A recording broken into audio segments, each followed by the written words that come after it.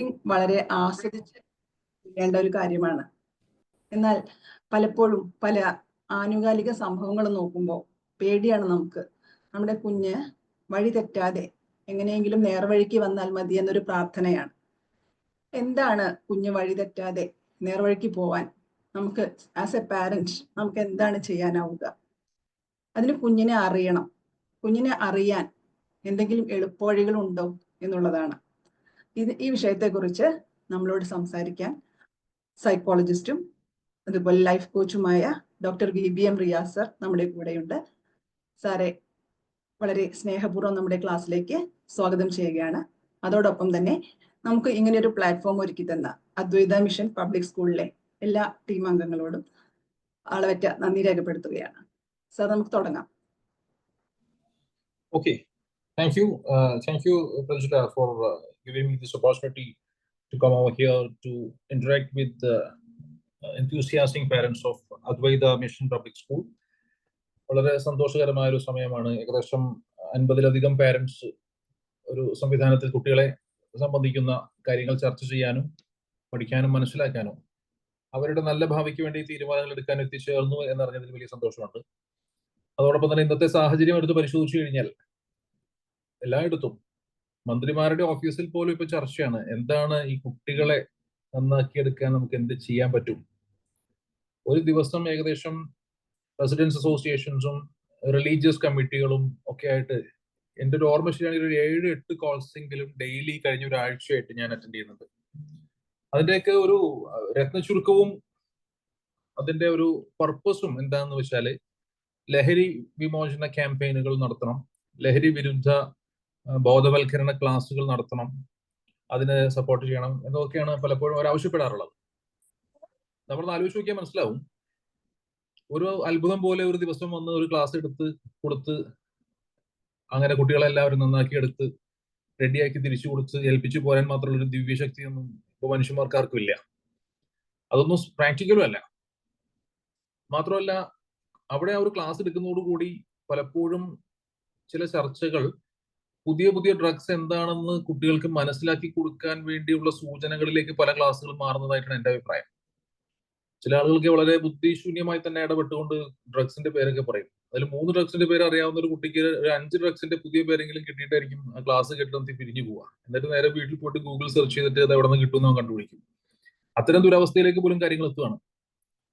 നാമൊക്കെ പഠിക്കുന്ന കാലഘട്ടത്തിൽ, ചെറിയ കാലഘട്ടത്തിൽ പഠിച്ചുകൊണ്ടിരിക്കുമ്പോഴൊക്കെ അന്ന് ഈ ഒരു തലമുറയ്ക്ക് മുന്നേയുള്ള തലമുറ ഏകദേശം ഒരു 1970s to ഒരു 1990 എന്നൊക്കെ പറയാവുന്ന കാലഘട്ടത്തിൽ ജനിച്ച് ജീവിച്ച് പഠിച്ചു വളർന്ന ആളുകൾ, നമ്മളെ പോലെയുള്ള ആളുകൾ, നമ്മളുടെയൊക്കെ ആ ഒരു കാലഘട്ടം എടുത്ത് പരിശോധിച്ചാൽ അന്ന് നമ്മുടെ ബ്രെയിൻ സ്പീഡ് എന്ന് പറയുന്നത് 1300 GHz ആയിരുന്നു.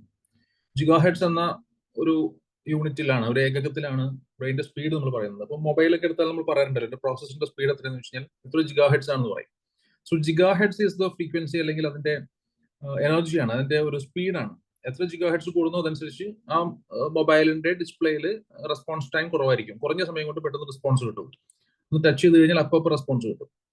എന്ന് പറഞ്ഞതുപോലെ ഒരു വിഷയം കണ്ടാൽ ഉടനെ റെസ്പോൺസ് ചെയ്യുന്ന, അത് റെസ്പോൺസ് ടൈം വളരെ കുറഞ്ഞ അളവിൽ തന്നെ റിയാക്ട് ചെയ്യാൻ പറ്റുന്ന അവസ്ഥയിലേക്ക് ഇന്നത്തെ തലമുറയിലെ കുട്ടികൾ മാറിയിരിക്കുന്നു. അവരുടെ ബ്രെയിൻ സ്പീഡ് വളരെ കൂടുതലാണ്. 1800 GHz ആണ് ഇന്നത്തെ തലമുറയുടെ ബ്രെയിൻ സ്പീഡ് എന്ന് പറയുന്നത്. നമുക്ക് 1300 ഉണ്ടായിരുന്നുള്ളൂ. അപ്പോൾ നമ്മളും നമ്മുടെ മക്കളും തമ്മിൽ ബ്രെയിൻ സ്പീഡിന്റെ വിഷയത്തിൽ ഏറ്റവും ചുരുങ്ങിയത് പിന്നെ ഒരു കണക്ക് വെച്ച് പറയുകയാണെന്നുണ്ടെങ്കിൽ ഒരു 1300-ഉം 1800-ഉം തമ്മിലുള്ള വ്യത്യാസമാകുന്ന ഏകദേശം 500 GHz വ്യത്യാസമുണ്ട് നമ്മുടെയും അവരുടെയും തലച്ചോറുകൾ തമ്മിൽ, തലച്ചോറിന്റെ പ്രവർത്തനങ്ങൾ തമ്മിൽ. അങ്ങനെ 1800 GHz സ്പീഡിൽ ബ്രെയിൻ വർക്ക് ചെയ്യുന്ന കുട്ടിയോടാണ് 1300 GHz ഉള്ള നമ്മൾ സംസാരിക്കുന്നത്, ഇടപെടുന്നത്, കാര്യങ്ങൾ ചോദിക്കുന്നത്, അല്ലെങ്കിൽ അവരെ നമ്മൾ ഉപദേശിക്കുന്നത്. നോക്കൂ, നിങ്ങൾക്ക് നിങ്ങളുടെ സ്മാർട്ട് ഫോണിലോ കമ്പ്യൂട്ടറിലോ എന്തെങ്കിലും ഒരു problem, complicated trouble shooting issue വന്നാൽ നിങ്ങൾ കുട്ടിയെ ഏൽപ്പിച്ചു കൊടുക്കൂ. 4 വയസ്സോ 5 വയസ്സുള്ള കുട്ടിയെ ഏൽപ്പിച്ചു കൊടുത്തു നോക്കി, അവനത് സോൾവ് ചെയ്ത് തരും. Simply just like tracking A peanut. വളരെ എളുപ്പത്തിൽ അത് ചെയ്യുവാൻ. അതാണ് ബ്രെയിൻ സ്പീഡ്. ടെക്നോളജിയുമായി നമ്മുടെ മക്കൾ വളരെയധികം താതാത്മ്യം പ്രാപിച്ചു കഴിഞ്ഞു. അപ്പോൾ അവരെ നന്നാക്കി എടുക്കുക എന്ന ലക്ഷ്യം എല്ലാവരിലും ഉണ്ട്. ആദ്യം സൂചിപ്പിച്ചതുപോലെ മിനിസ്റ്റേഴ്സിന്റെ ഓഫീസിൽ പോലും ചർച്ച ചെയ്തതാണ്. വിദ്യാർത്ഥികൾ സ്കൂളിൽ പരസ്പരം തല്ലുണ്ടാക്കുന്നു, വിദ്യാർത്ഥികൾക്കിടയിൽ സ്പർദ്ധ വർദ്ധിക്കുന്നു, സഹനശക്തി കുറയുന്നു, ക്ഷമ കുറയുന്നു, അധിക സമയം ഒരു വിഷയത്തിൽ കോൺസെൻട്രേറ്റ് ചെയ്തിരിക്കാൻ അവർക്ക് സാധിക്കുന്നില്ല. കാരണം മൈക്രോ സെക്കൻഡ്സിന്റെ വ്യത്യാസത്തിൽ സ്ക്രീനുകൾ മാറിക്കൊണ്ടിരിക്കുന്ന, വിൻഡോ മാറിക്കൊണ്ടിരിക്കുന്ന മൊബൈൽ ഫോണിലാണ് അവരുടെ കളി. ഒരു വീഡിയോ മൊബൈലിൽ നിങ്ങൾ നോക്കിക്കൊണ്ടിരിക്കുമ്പോൾ മൈക്രോ സെക്കൻഡ്സിന്റെ വ്യത്യാസത്തിലാണ് അതിന്റെ സ്ക്രീൻ മാറുന്നത്, ഡിസ്പ്ലേ മാറിക്കൊണ്ടിരിക്കുന്നത്. ലൈക്ക് വളരെ എളുപ്പത്തിൽ അടുത്തടുത്ത സീനുകൾ വന്നുകൊണ്ടിരിക്കുകയാണ്. ഒരു സീൻ മാറി അടുത്ത് വന്നു, ആ ഫ്രെയിം മാറി അടുത്ത ഫ്രെയിം വന്നു. അതിങ്ങനെ അനുസ്യൂതം അതിങ്ങനെ കണ്ടുകൊണ്ടിരിക്കുന്ന ഒരു കുട്ടിക്ക് ഒരിക്കലും ഒരു ക്ലാസ്സിൽ അറ്റൻഡ് ചെയ്തിരിക്കാൻ പറ്റില്ല. കാരണം ക്ലാസ്സിൽ വന്നിരിക്കുമ്പോൾ ടീച്ചർ ഇങ്ങനെ നിൽക്കുകയാണ്, അതാ കുറച്ചും അങ്ങോട്ട് പോകും, കുറച്ചും ഇങ്ങോട്ട് പോകും. തമാശക്ക് പറയാറുണ്ട്, അടൂർ ഗോപാലകൃഷ്ണന്റെ സിനിമ പോലെ ഇപ്പൊ ചോദിച്ചാൽ കുറച്ച് കഴിയുമ്പോഴേ മറുപടി പറയുള്ളൂ എന്ന് പറയുന്നത് പോലെ ഒരു ബ്ലാക്ക് ആൻഡ് വൈറ്റ് സിനിമ കാണുന്ന ഒരു ഫീലാണ് കുട്ടികൾക്ക് ക്ലാസ് റൂമിൽ. അതേസമയം മൊബൈലിൽ നോക്കിക്കൊണ്ടിരിക്കുമ്പോൾ സെക്കൻഡ്സിന്റെ വ്യത്യാസത്തിൽ സ്ക്രീനുകൾ മാറുകയാണ്. അതിങ്ങനെ കണ്ടാസ്വദിച്ച ഒരു കുട്ടിക്ക് ഒരു സാധാരണ ടീച്ചറുടെ ഒരു ഫിസിക്കൽ ഡയറക്റ്റ് ക്ലാസ് അറ്റൻഡ് ചെയ്യാൻ ഒരു താല്പര്യം ഉണ്ടാവില്ല. നോക്കൂ, നമ്മളൊക്കെ പഠിക്കുന്ന കാലത്ത് നമ്മൾക്ക് ടെക്സ്റ്റുകൾ നന്നായിട്ട് വായിക്കുമായിരുന്നു. ടെക്സ്റ്റ് ബുക്ക് നമ്മളെ കൊണ്ട് വായിപ്പിക്കുമായിരുന്നു ടീച്ചേഴ്സ്. അത് ഉറക്കെ വായിപ്പിച്ച് ആ അക്ഷരങ്ങൾ കാണുമ്പോൾ തന്നെ ഒരു വാക്കെന്ന് കണ്ടാൽ അതിന്റെ ആദ്യ ഭാഗവും അവസാന ഭാഗവും മാത്രം കണ്ടാൽ മതി. അത് ആ വാക്ക് എന്താണെന്ന് പെട്ടെന്ന് നമുക്ക് ഓർമ്മ വരും. ടോട്ടൽ ലെങ്ത് വെച്ചിട്ടാണ് നമ്മൾ മനസ്സിലാക്കുന്നത്. യൂറോപ്പ് എന്ന വാക്ക് ഒരിടത്ത് കണ്ടാൽ ഇയും അവസാനം ഒരു PE ആ ഒരു ലെവലിൽ കിട്ടിയിട്ട് ടോട്ടൽ ഏകദേശം ഇത്ര ലെങ്ത് ഉണ്ട് എന്ന് കണ്ടാൽ യൂറോപ്പ് ആണെന്ന് മനസ്സിലാക്കുക. അല്ലാതെ EUROPE യൂറോപ്പ് ഇങ്ങനെ ഇപ്പോൾ നമ്മൾ ആരും വായിക്കാറില്ല. എന്നതുപോലെ ഏത് വാക്ക് കണ്ടാലും പെട്ടെന്ന് നമ്മുടെ ബ്രെയിനിൽ അത് സ്റ്റോർ ചെയ്ത് വെച്ചിരിക്കുന്ന, ബ്രെയിനിൽ ഒരു പിന്നെ ഡിക്ഷണറി ഓഫ് വേർഡ്സ് ഉണ്ട്, ആംഗുലാർ ഗൈറസ് എന്ന് പറയാം. നിങ്ങളൊരു ബ്രെയിനിന്റെ പടമാണ് ഇവിടെ കാണുന്നത്. അതിൽ ആംഗുലാർ ഗൈറസ് എന്ന് അറിയപ്പെടുന്ന ഒരു ഏരിയ നമുക്ക് മുകൾ ഭാഗത്തുണ്ട്. അതാണ് ഡിക്ഷണറി ഓഫ് വേർഡ്സ്, വാക്കുകൾ സൂക്ഷിച്ചു വെച്ചിരിക്കുന്ന ഡിക്ഷണറി അവിടെയാണ്. അപ്പോൾ ഈ ഇമേജ് അല്ലെങ്കിൽ ആ ഒരു വാക്കിനെ ഒരു ഇമേജ് ആക്കി മാറ്റി അതിന്റെ ടോട്ടൽ ലെങ്ത്തും ആദ്യ അക്ഷരവും അവസാനത്തെ അക്ഷരവും അത് രണ്ടും കാണുമ്പോൾ തന്നെ അത് ഇന്ന വാക്കാണെന്ന് ഉടനെ ബ്രെയിൻ നമ്മൾ സെൻസ് ചെയ്യിക്കുന്നു. ആ ബ്രെയിൻ സ്പീഡ് കൊണ്ട് നമ്മൾ കാര്യം മനസ്സിലാക്കുന്നു. ഇന്ന് കുട്ടികൾക്ക് വായിക്കാൻ അറിയില്ല. എന്റെയൊക്കെ ചെറുപ്പ കാലഘട്ടങ്ങളിൽ ഞാനൊക്കെ 3ാം ക്ലാസ് 4ാം ക്ലാസ് 5ാം ക്ലാസ് ഒക്കെ പഠിക്കുമ്പോൾ ബാലരമ, അമർ ചിത്രകഥയും പൂമ്പാറ്റയും പിന്നെ മലർവാടിയും ഒക്കെ വരുമ്പോ വായിക്കാനും അത് ഓടിയെടുത്ത് പിടിച്ച് സിബ്ലിങ്സ് ഒക്കെ അല്ലെങ്കിൽ പിന്നെ തൊട്ട അയൽപക്കത്തുള്ള കൂട്ടുകാരൊക്കെ ആദ്യം എടുക്കുന്നതിന് മുന്നേ ഞങ്ങൾ പിന്നെ യുദ്ധം ചെയ്ത് വാങ്ങിയെടുത്തിട്ട് ഒറ്റ ഇരിപ്പിന് മുഴുവനും വായിച്ചു നിർത്തിയിട്ടുണ്ട്. മായാവിയും കബീഷും ലുട്ടാപ്പിയും പിന്നെ വിക്രമനും മുത്തുവും ഡാഗിനിയും കുട്ടൂസിനും ഒക്കെ ഇന്ന് കുട്ടികൾക്ക് അറിയില്ല അവരെ പറ്റിയൊന്നും.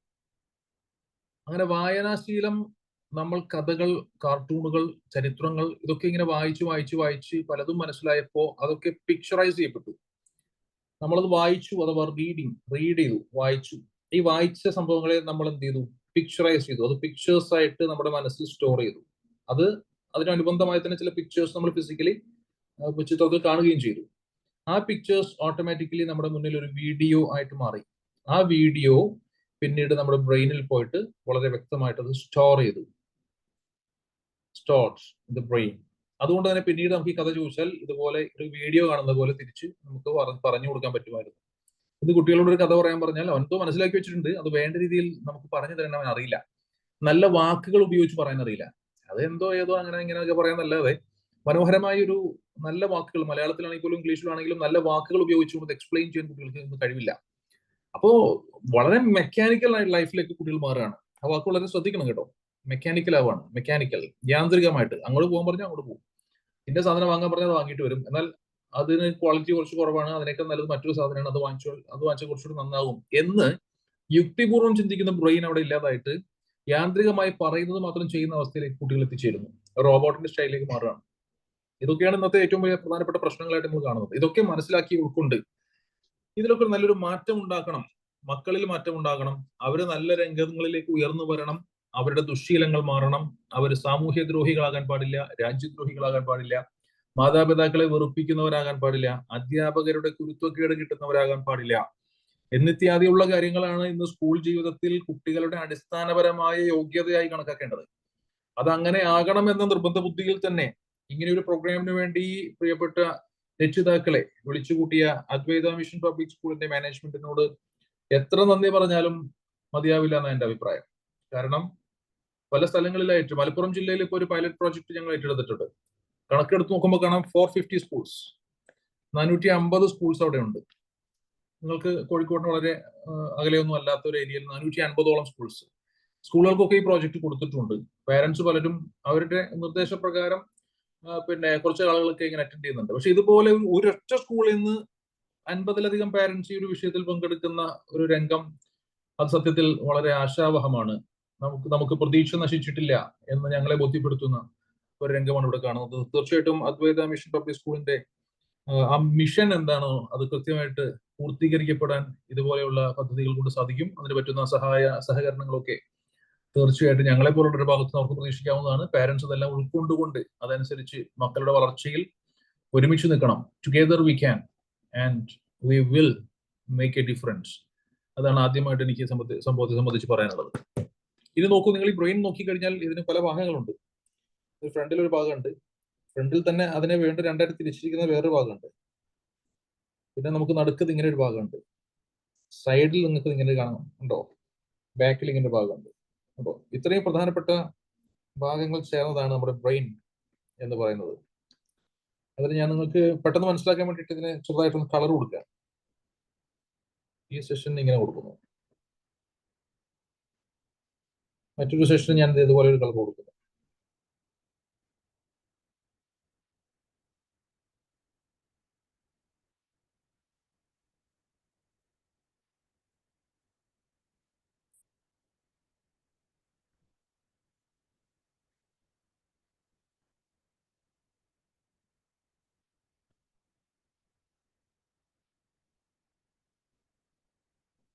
വളരെ എളുപ്പത്തിൽ നിങ്ങൾക്ക് കാര്യങ്ങൾ മനസ്സിലാക്കി കാണുന്നതായിരിക്കും. 5 ഭാഗങ്ങളാണുള്ളത്.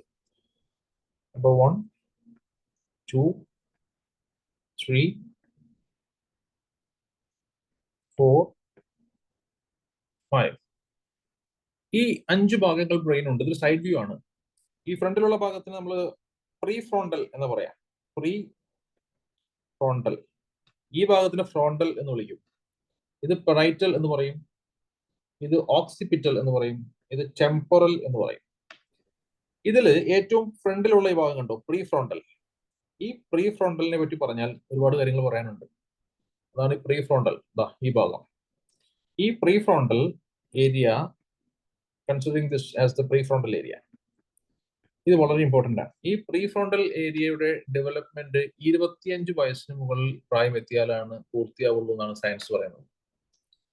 അതായത് സ്ട്രക്ചറലി ഒരു മനുഷ്യന്റെ ബ്രെയിൻ ഡെവലപ്മെന്റ് എന്ന് പറയുന്നത് 20 വയസ്സോടെ പൂർത്തിയാവും. 20 വയസ്സെത്തുന്നതോട് കൂടിയിട്ട് നമ്മുടെ വളർച്ചയൊക്കെ പൂർത്തിയായി, തലച്ചോറിന്റെ വളർച്ചയും പൂർത്തിയായി.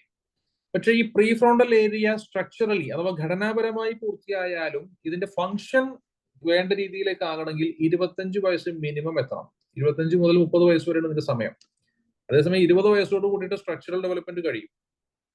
25 വയസ്സിന് മുകളിലേക്ക് മിനിമം 25 വയസ്സ് എത്തിക്കഴിഞ്ഞാലാണ് ഈ പറയപ്പെട്ട ഭാഗം ഫംഗ്ഷനിങ് ആവുള്ളൂ വേണ്ട രീതിയിൽ. അതിന്റെ പേരാണ് പ്രീ ഫ്രോണ്ടൽ കോർട്ടെക്സ് അല്ലെങ്കിൽ pre frontal area of the brain. Pre frontal എന്താ? ഈ പ്രീ ഫ്രോണ്ടലിന്റെ പ്രത്യേകത അറിയോ? ഈ പ്രീ ഫ്രോണ്ടൽ കോർട്ടെക്സ് എന്നറിയപ്പെടുന്ന ഈ ഏരിയ, ഇതാണ് ഒരു മനുഷ്യന് പക്വത കൊടുക്കുന്നത്, സഹനശേഷി കൊടുക്കുന്നത്, കാര്യകാരണ സഹിതം വിഷയങ്ങളെ വിശദീകരിക്കാനും വിശകലനം ചെയ്യാനുള്ള കഴിവ് കൊടുക്കുന്നത്, സെൽഫ് മോണിറ്ററിങ്, എന്റെ വേഷം, എന്റെ രൂപം, എന്റെ സംസാരം, എന്റെ പ്രകൃതം, ഇത് ആളുകൾ എങ്ങനെയാണ് ഇതിനെ വിലയിരുത്തുക എന്നതിനെ പറ്റിയുള്ള ചിന്ത കൊടുക്കുന്നത്, ആളുകളുമായി സംവദിക്കാൻ, സംസാരിക്കാൻ അതിനുള്ള മാന്യത കൊടുക്കുന്നത്, ശരിയും തെറ്റും തിരിച്ചറിയാനുള്ള കഴിവ് കൊടുക്കുന്നത്. അങ്ങനെ ഒരു പ്രശ്നമുണ്ടായാൽ ആ പ്രശ്നത്തോടുള്ള നമ്മുടെ നിലപാട് അസഹിഷ്ണുതാപരമായ നിലപാടാണോ സഹിഷ്ണുതയാണോ മുന്നിൽ നിൽക്കുന്നത്, ഇതൊക്കെ തീരുമാനിക്കുന്നത് ഒക്കെ ഈ പറഞ്ഞ സാധനമാണ്. ഇപ്പോഴത്തെ കുട്ടികൾക്കുള്ള പ്രശ്നം നിങ്ങൾക്ക് മനസ്സിലായി കാണും. ഈ പ്രീ ഫ്രോണ്ടൽ കോർട്ടെക്സ് വേണ്ട രീതിയിൽ ഫങ്ഷനിങ് അല്ല. സമീപ കാലഘട്ടങ്ങളിൽ ഉണ്ടായ കൊലപാതകങ്ങൾ, വെഞ്ഞാറമൂട് കൊലപാതകം, പിന്നെ പ്രസവിച്ച മാതാവിനെ വധിക്കാൻ ശ്രമിക്കുന്നു, കൂടെ പിറന്നവനെ തലയ്ക്ക് ചുറ്റി അടിച്ചു കൊല്ലുന്നു, പ്രണയിച്ചവളെ കൊല്ലുന്നു. എന്റെ പ്രശ്നങ്ങൾ, ഞാൻ ഈ കൊലപാതകങ്ങളിലേക്ക് കടന്ന സംഭവങ്ങൾ അറിഞ്ഞിട്ടുണ്ടാകുമോ എന്ന ആശങ്കയിൽ പിതാവിന്റെ അനുജനെയും ഭാര്യയും കൊല്ലുന്നു. പച്ച മടല് വെട്ടിക്കീറുന്നത് പോലെ ഒരു മനുഷ്യനെ കൊന്നു കളഞ്ഞിട്ടും മനസ്സിന് യാതൊരു പതർച്ചയും ഇല്ലാതെ നേരെ ഇതുമായിട്ട് പോലീസ് സ്റ്റേഷനിൽ പോയിട്ട് ഞാൻ കൊന്നിട്ടുണ്ടെന്ന് പറയുന്നു. ഈ പയ്യന്റെ പ്രായം നേരത്തെ പറഞ്ഞതുപോലെ 25 വയസ്സിന് താഴെയാണ്. അതിനുശേഷം താമരശ്ശേരി ഭാഗത്തുണ്ടായ കൂട്ടക്കൊലപാതകങ്ങളും കുട്ടികളുടെ ഇടയിലുണ്ടായിട്ടുള്ള പ്രശ്നങ്ങളും, കുട്ടികൾ കൂട്ടമായി ചേർന്നുകൊണ്ടുണ്ടായിട്ടുള്ള കൊലപാതകമാണ്. ഒരു കൂട്ടം ചേർന്നിട്ട് കുട്ടിയെ നശിപ്പിക്കുകയാണ്, കൊല്ലുകയാണ്. പിള്ളേരുടെയൊക്കെ പ്രായം 25 വയസ്സിന് താഴെയാണ്. വളരെ അടുത്ത സമയത്ത് അതിന് ശേഷം ഉണ്ടായ കൊലപാതകങ്ങൾ 2 അതെടുത്ത് പരിശോധിച്ചാലും അവിടെയും പ്രായം 25 വയസ്സിന് താഴെയാണ്. ഒന്നാമത്തെ പ്രോബ്ലം മനസ്സിലാക്കി കാണുന്നിരിക്കുന്നു. ഞങ്ങളുടെ നിരീക്ഷണങ്ങൾ 1 by 1 ആയിട്ട് പറയാം. നമ്പർ 1, 25 വയസ്സിന് താഴെയുള്ള കുട്ടികളിൽ പ്രീ ഫ്രോണ്ടൽ കോർട്ടെക്സ് വേണ്ട രീതിയിൽ ഡെവലപ്പ് ചെയ്യാത്തത് കൊണ്ട് 25 വയസ്സിന് താഴെ അവരെടുക്കുന്ന ഏത് തീരുമാനവും അബദ്ധമായിരിക്കും. അത് കുട്ടികൾ ബോധ്യപ്പെടണം, പാരന്റ്സും ബോധ്യപ്പെടണം. 25 വയസ്സിന് താഴെ ഏത് വിഷയത്തിൽ തീരുമാനം എടുക്കണമെങ്കിലും അവർക്ക് മെന്റേഴ്സ് വേണം.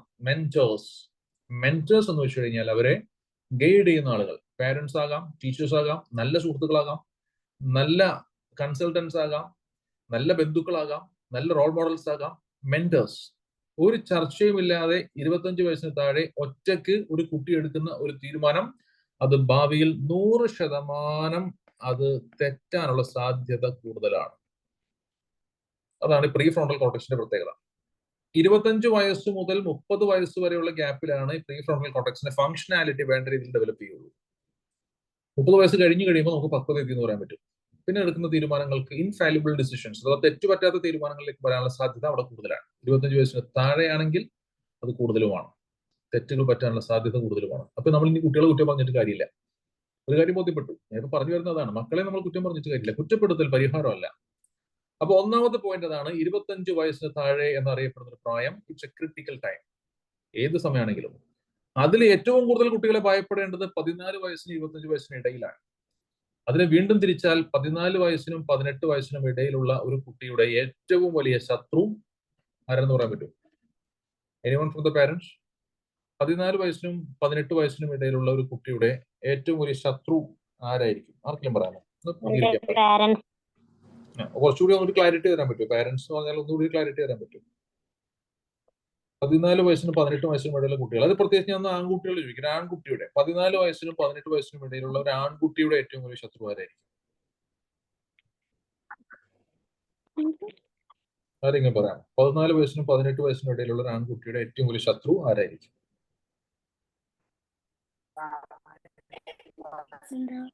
സിമ്പിൾ ആയിട്ടുള്ള ഒരു ആൻസർ ആണ്. അച്ഛനായിരിക്കും. Exactly correct answer. ആരാ പറഞ്ഞത്? അനുഷ.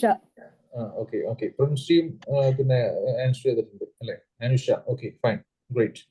14 വയസ്സിനും 18 വയസ്സിനും ഇടയിലുള്ള ഒരു കുട്ടിയുടെ ഏറ്റവും വലിയ ശത്രു, ആൺകുട്ടിയുടെ ഏറ്റവും വലിയ ശത്രു അവന്റെ പിതാവായിരിക്കും, സംശയമില്ല. ആ സമയത്താണ് പിതാവിനുള്ള ദേഷ്യം. കോൾഡ് ഈഡിപ്പസ് കോംപ്ലക്സ് എന്ന് വിളിക്കാം. OEDI, Oedipus complex. ഇത് ഒരു പ്രത്യേകതയാണ്. സിഗ്മണ്ട് ഫ്രോയിഡിന്റെ ചില സ്റ്റഡീസിലൊക്കെ പറയുന്നുണ്ട് ഈഡിപ്പസ് കോംപ്ലക്സ് എന്നൊരു സംഭവം കുട്ടികൾ വർക്ക് ചെയ്യുന്നുണ്ട്. അതിൽ ഏറ്റവും കൂടുതൽ ഗൗരവത്തോടു കൂടി അത് വർക്ക് ചെയ്യുന്നത് 14-18 ഇടയിലാണ്. പിതാവിനോടുള്ള അകാരണമായ ദേഷ്യം. അത് കാരണം എന്ന് പറയാൻ പറ്റില്ല. ചെറിയ ചെറിയ വിഷയങ്ങളൊക്കെ വരുമ്പോൾ പിതാവ് കുറച്ച് ടൈറ്റ് ആക്കും. ആ ടൈറ്റ് ആക്കൽ ഇവിടെ അസഹിഷ്ണുത ഉണ്ടാക്കും. എന്നാൽ 14-നും 18-നും വയസ്സ് പ്രായം ഉണ്ടെങ്കിലും പിതാവിനോട് നല്ല രീതിയിൽ പെരുമാറുന്ന കുട്ടികളിൽ പ്രീ ഫ്രോണ്ടൽ കോർട്ടെക്സ് വളരെ ഡെവലപ്ഡ് ആയിരിക്കും എന്നാണ് നമ്മൾ മനസ്സിലാക്കേണ്ടത്. ഒന്നാമത്തെ പോയിന്റ് അതാണ്. ഈ പ്രീ ഫ്രോണ്ടൽ കോർട്ടെക്സ് ഇത് ഡെവലപ്ഡ് അല്ലാത്ത, ആദ്യം പറഞ്ഞ പോയിന്റ് നിങ്ങൾ ശരിക്കും ശ്രദ്ധിക്കണം, any persons less than the age of 25 years അവരാണ് പ്രശ്നക്കാര്. 25 വയസ്സിന് താഴെയാണ് പ്രായമെങ്കിൽ പിന്നെയും റിസ്ക് ഫാക്ടർ കൂടാണ്. ഇനി 25 വയസ്സാണെന്ന് കൂട്ടിക്കോളൂ, അല്ലെങ്കിൽ 25 വയസ്സിന് മുകളിലാണെന്ന് കൂട്ടിക്കോളൂ. ഈ പ്രീ ഫ്രോണ്ടൽ കോർട്ടെക്സ് വേണ്ട രീതിയിൽ ഡെവലപ്പ് ചെയ്യാത്ത 25 വയസ്സിന് മുകളിലുള്ളവർ, പ്രീ ഫ്രോണ്ടൽ കോർട്ടെക്സ് വേണ്ട രീതിയിൽ ഡെവലപ്പ് ചെയ്യാത്ത, അണ്ടർ ഡെവലപ്ഡ് ആയിട്ടുള്ള 25 വയസ്സിന് മുകളിൽ പ്രായം ഉണ്ടാവും, 30 വയസ്സ് പ്രായം ഉണ്ടാവും. പ്രീ ഫ്രോണ്ടൽ കോർട്ടെക്സിൽ ന്യൂറോണുകളുടെ എണ്ണം കുറവായിരിക്കും. അങ്ങനെയുള്ളവർക്കും അസഹിഷ്ണുത കൂടും, ടോളറൻസ് ഉണ്ടാവില്ല, ഇൻടോളറൻസ്. ഇനി അടുത്ത സംഭവം കേട്ടോളൂ. പ്രീ ഫ്രോണ്ടൽ കോർട്ടെക്സിൽ ആവശ്യത്തിന് ന്യൂറോൺസ് ഉണ്ട്, നല്ല ന്യൂറോണൽ കപ്പാസിറ്റി ഉണ്ട്. 25 വയസ്സിന് മുകളിൽ പ്രായമുണ്ട്, അല്ലെങ്കിൽ 30 വയസ്സിന് നേരെ പ്രായമുണ്ട്. പക്ഷെ അവർ ഡ്രഗ്സ് യൂസ് ചെയ്യുന്നുണ്ട്. അപ്പോഴും ഈ ഏരിയ ഡൗൺ ആവും. അപ്പൊ പ്രീ ഫ്രോണ്ടൽ കോർട്ടെക്സ് എത്രത്തോളം ഫങ്ഷൻ കുറയുന്നോ അതനുസരിച്ച് അക്രമവാസന കൂടും. Self monitoring. ഇപ്പൊ ചില കുട്ടികളെ കണ്ടിട്ടില്ലേ, മുടിയൊക്കെ ഇങ്ങനെ സൈഡിലോട്ട് ഇങ്ങനെ ഏരിയൊക്കെ വെച്ച് പോന്നു കണ്ടു കഴിഞ്ഞാൽ പിന്നെ അവന്റെ ഒരു പ്രത്യേക ഒരു പോക്കാണത്. ഞാൻ ഈ കഴിഞ്ഞ ഇടക്ക് എന്റെ ഓർമ്മ ശരിയാണെങ്കിൽ എന്റെ കയ്യിൽ കാണുമെന്ന് നോക്കട്ടോ, ഉണ്ടെങ്കിൽ ഞാനിപ്പോ ഒന്ന് കാണിച്ചു തരാം. ഒരു പയ്യനെ കാണിച്ചു തരാം. ഇവിടെ നോക്കി കഴിഞ്ഞാല് ചില പ്രത്യേക വേഷത്തിലൊക്കെ നടക്കുന്ന കുട്ടികളെ കാണും. ഇതൊക്കെ വലിയ സംഭവമാണ് കുട്ടികളുടെ ധാരണ. ഓക്കെ, എങ്ങനെയുണ്ട്? തലയിൽ പൈനാപ്പിൾ ഒക്കെ ഉണ്ടാക്കി വെച്ചിരിക്കുന്നുണ്ട്. ഭയങ്കര വെറൈറ്റി. ഇതൊക്കെ കാണുമ്പോൾ എന്താ, ഇതൊക്കെ വലിയ സംഭവമാണ്. കുട്ടി എന്താ മനസ്സിലാക്കുന്നത്? ഇവന്റെ പ്രീ ഫ്രോണ്ടൽ കോർട്ടെക്സ് എന്താ പറയുന്നത് അറിയോ? ഇവന്റെ നെറ്റിയുടെ മുകളിലുള്ള പ്രീ ഫ്രോണ്ടൽ കോർട്ടെക്സ് പറയുന്നത് ഇത് ഭയങ്കര സംഭവമാണ്, ആളുകളൊക്കെ എന്നെ പ്രത്യേകിച്ച് കാര്യമായിട്ടൊന്ന് നോക്കും, വെറൈറ്റി ആണ്, ഇതാണ് എന്റെ ലുക്ക്. വണ്ടികളിലൊക്കെ പോയിട്ട്, ബൈക്കിലൊക്കെ പോയിട്ട് 10 ആൾ കൂടി നിൽക്കുന്ന ജംഗ്ഷനിലൊക്കെ എത്തിയിട്ട് പെട്ടെന്ന് സൈലൻസർ ചെയ്യുന്ന ഒരു പേടിപ്പിക്കുന്ന സൗണ്ട് ഒക്കെ ഉണ്ടാക്കി ഭീകരാവസ്ഥ സൃഷ്ടിച്ചുകൊണ്ട് പോകുന്ന പയ്യന്മാരെ കണ്ടിട്ടില്ലേ?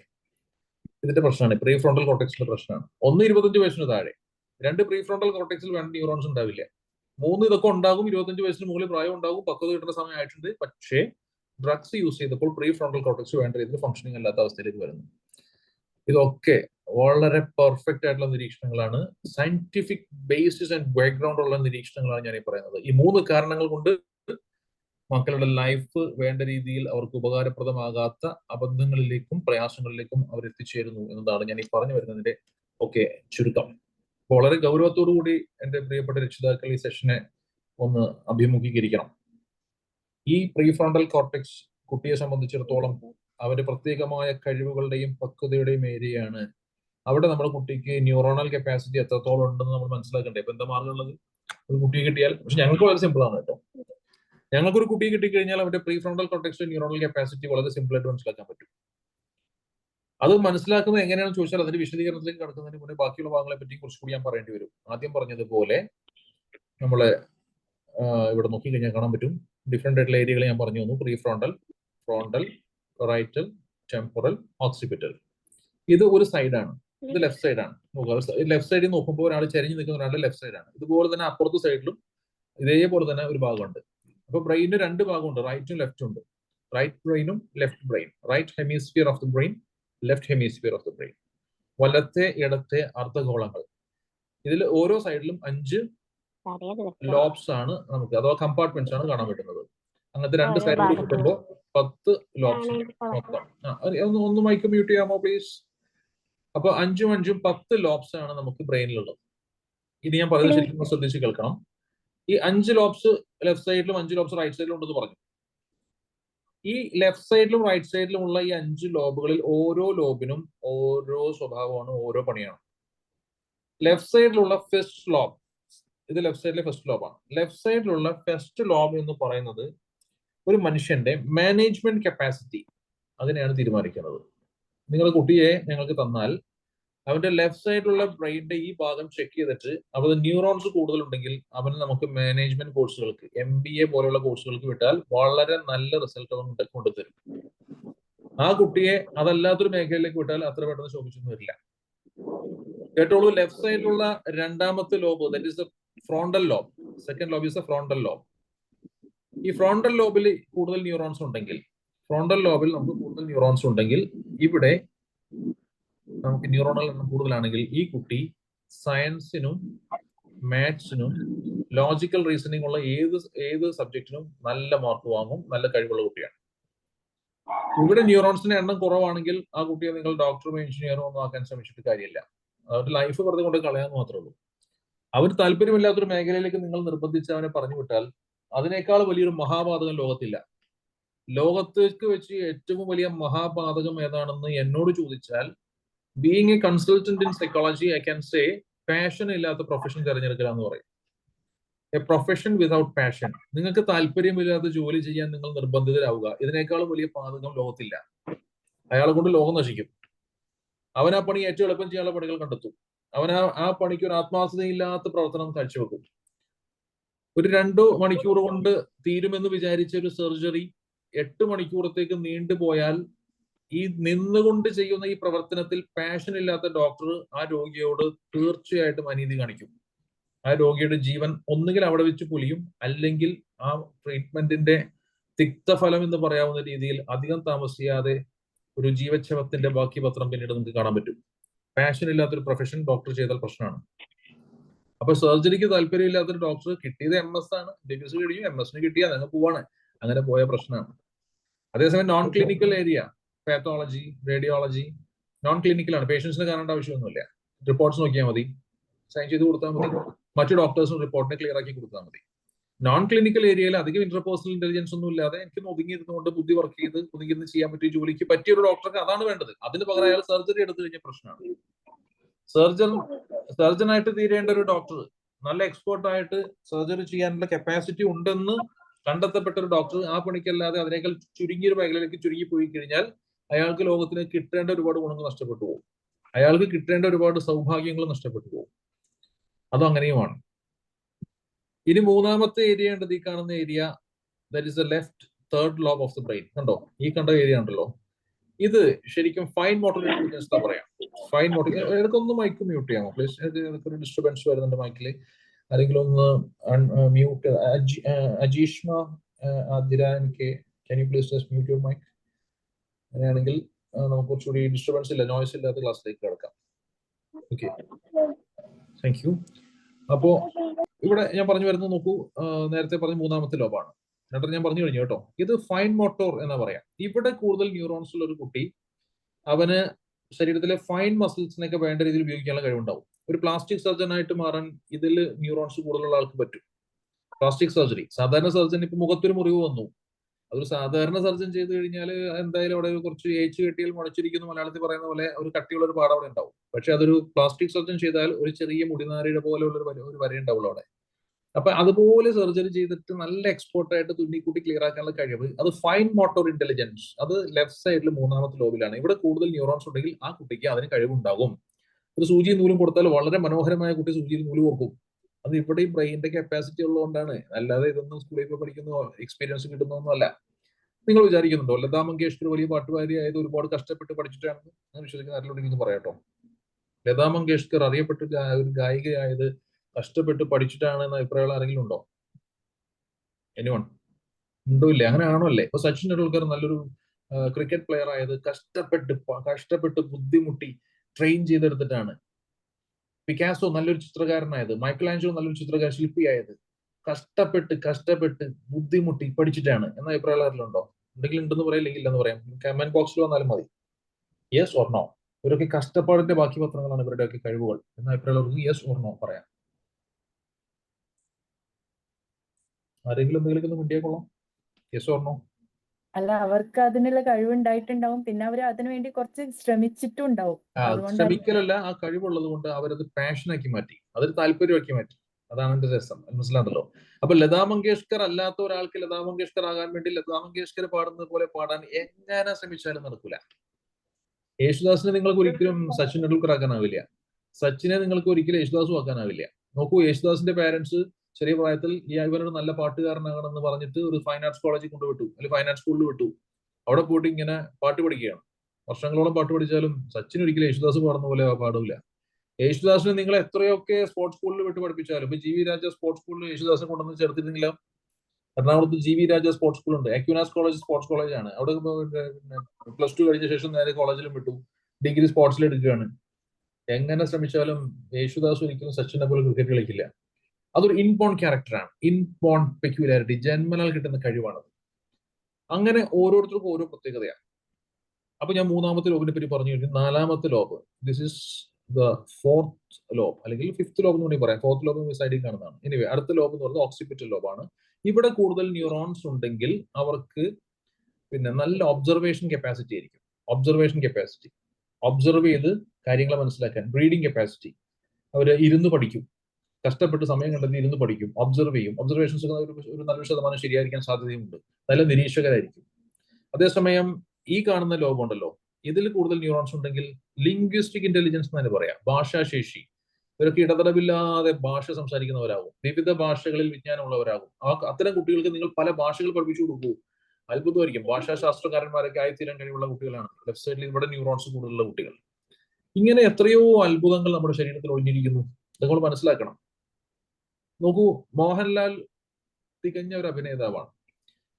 ഈ പെറൈറ്റൽ ലോബ്, ലെഫ്റ്റ് സൈഡിലെ പെറൈറ്റൽ ലോബിൽ അദ്ദേഹത്തിന് കൂടുതൽ ന്യൂറോൺസ് ഉണ്ട് എന്ന് നമുക്ക് സയന്റിഫിക്കലി പറയാൻ പറ്റും. അതുകൊണ്ട് തന്നെ ഫൈൻ മോട്ടോർ ഇന്റലിജൻസ്, മുഖത്തെ ചെറിയ മസിൽസ് ചലിപ്പിക്കാൻ പറ്റും.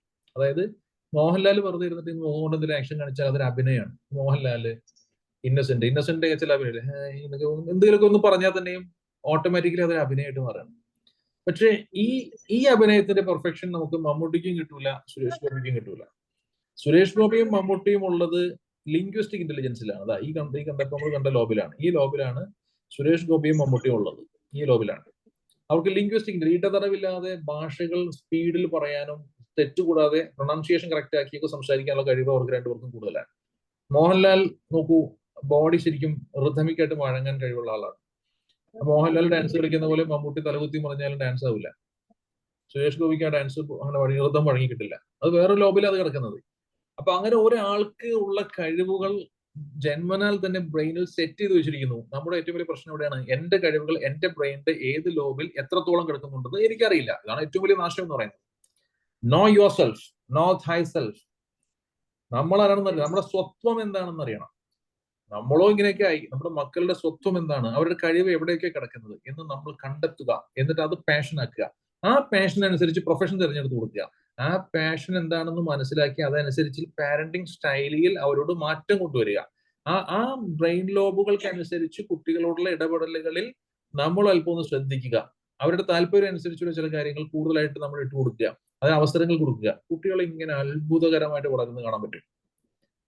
കുട്ടികളൊക്കെ ഇവിടെ ജനിച്ചു വീഴുന്ന പ്രിൻസും പ്രിൻസസും ആയിട്ടാണ്. All children are born here as princes and princess, prince and princess, and parents make them frogs. മനോഹരമായ ചൊല്ലാണ്. കുട്ടികൾ ജനിച്ചു വീഴുന്നത് രാജകുമാരന്മാരും രാജകുമാരികളുമായി എല്ലാ കഴിവുകളോടും കൂടിയിട്ടാണ്. അവരുടെ കഴിവുകൾ എന്താ നമ്മൾക്കറിയില്ല. And parents make them frogs. നമ്മൾ അവരെ വെറും തവളകളാക്കുകയാണ് അത്ര. തവളകൾ എന്ന് വെച്ചാൽ എന്താ? ഏതെങ്കിലും ലോകത്ത് കിണറ്റിലാകാൻ പാടത്താകാം. തവളകളുടെ ലോകം പിന്നെ അത് തന്നെ. അതാണ് ലോകം എന്ന് വിചാരിച്ച് അവരങ്ങൾ കുടുങ്ങി പോവാണ്. അവിടെ നമ്മളാണ് കൊണ്ടുവന്നിരുന്നത്. അതേസമയം അവര് ഇൻബോൺ ടാലൻസ് ഒരുപാടുള്ള കുട്ടികളായിരിക്കും. ആ ടാലൻസ് കണ്ടെത്തിയിട്ട് അതനുസരിച്ചിട്ടുള്ള പ്രോത്സാഹനം കൊടുത്ത് നമ്മൾ അവരെ കൊണ്ടുവരുന്നില്ല. എന്നാൽ നമുക്ക് താല്പര്യമുള്ള കുറെ മേഖലകൾ, ഇപ്പൊ മ്യൂസിക്കൽ ഇന്റലിജൻസ്, അത് ഇതിന്റെ നേരെ ഓപ്പോസിറ്റ് അല്ല. ഇപ്പൊ നമ്മൾ ലെഫ്റ്റ് കണ്ടു, ഈ കണ്ട ലോഗോ ഉണ്ടല്ലോ, ഇത് ലെഫ്റ്റ് സൈഡ് ആണ്. ഇതിന്റെ നേരെ ഓപ്പോസിറ്റ് റൈറ്റ് സൈഡിൽ നോക്കിക്കഴിഞ്ഞാൽ ഇതുപോലൊരു ഏരിയ ഉണ്ട്. That's the musical intelligence area. അവിടെ കൂടുതൽ ന്യൂറോൺസ് ഉണ്ടെങ്കിൽ പാട്ട് പാടുക, പാട്ട് എഴുതുക, പാട്ട് കമ്പോസ് ചെയ്യുക, ഇങ്ങനെയുള്ള വിഷയങ്ങൾക്കൊക്കെ കുട്ടിക്ക് കഴിവുണ്ടായിരിക്കും. അത് കണ്ടെത്താൻ പറ്റും. അങ്ങനെ അത് ഉണ്ടെന്ന് കണ്ടെത്തിയിട്ട് അതിന് അങ്ങനെയുള്ള കുട്ടികൾ അതനുസരിച്ച് പാട്ട് പഠിപ്പിക്കാനും പാട്ട് എഴുതാനും അതിനുള്ള സാധ്യതകളൊക്കെ നമ്മൾ ഡെവലപ്പ് ചെയ്ത് കൊടുത്തു കഴിഞ്ഞാൽ നല്ല റിസൾട്ട് കുട്ടികളിൽ ഉണ്ടാവും. അതില്ലാത്തൊരു കുട്ടിയെ എത്ര പാട്ട് പഠിപ്പിക്കാൻ പറ്റിയിട്ടും കാര്യമില്ല, അത് ടൈം വേസ്റ്റ് ആണ്. ലിംഗ്വിസ്റ്റിക് ഇന്റലിജൻസ് ഉള്ള കുട്ടിയാണെന്ന് മനസ്സിലാക്കി കഴിഞ്ഞാൽ അവിടെ നിങ്ങൾ ലോജിക്കൽ ഇന്റലിജൻസും കൂടി ഉണ്ടെങ്കിൽ സെക്കൻഡ് ലോബിലും കോമ്പിനേഷനാണ് പറയുന്നത്. ഇവിടെയും ഈ ലോബിലും കപ്പാസിറ്റി ഉണ്ടെന്നൊരു കുട്ടിയെ പറ്റി നിങ്ങൾ കണ്ടെത്തിയാൽ ഇവയ്ക്കിടയിൽ ഒരു ബ്രിഡ്ജ് വർക്ക് ചെയ്യും. അങ്ങനെയുള്ള കുട്ടിയെ നിങ്ങൾ LLBക്ക് വിടണം, ലോ പഠിപ്പിക്കാൻ വിടണം. അവൻ മനോഹരമായി കോടതിയിൽ വാദിക്കും. സുപ്രീം കോടതിയിലൊക്കെ പറന്ന് നടക്കുന്ന അഡ്വക്കേറ്റ് ആവും. ഒരു മണിക്കൂറിന് 4 ലക്ഷം 5 ലക്ഷം രൂപ വെച്ച് പ്രതിഫലം വാങ്ങാൻ കപ്പാസിറ്റി ഉള്ള അഡ്വക്കേറ്റ് ആവും.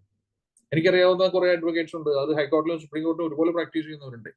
അവർ ജഡ്ജിന്റെ എക്സാംസ് വന്നു കഴിഞ്ഞാൽ ഞങ്ങൾ എഴുതണില്ല എന്നാ പറയാ. എഴുതിയ കിട്ടുമെന്ന് ഉറപ്പാണ്.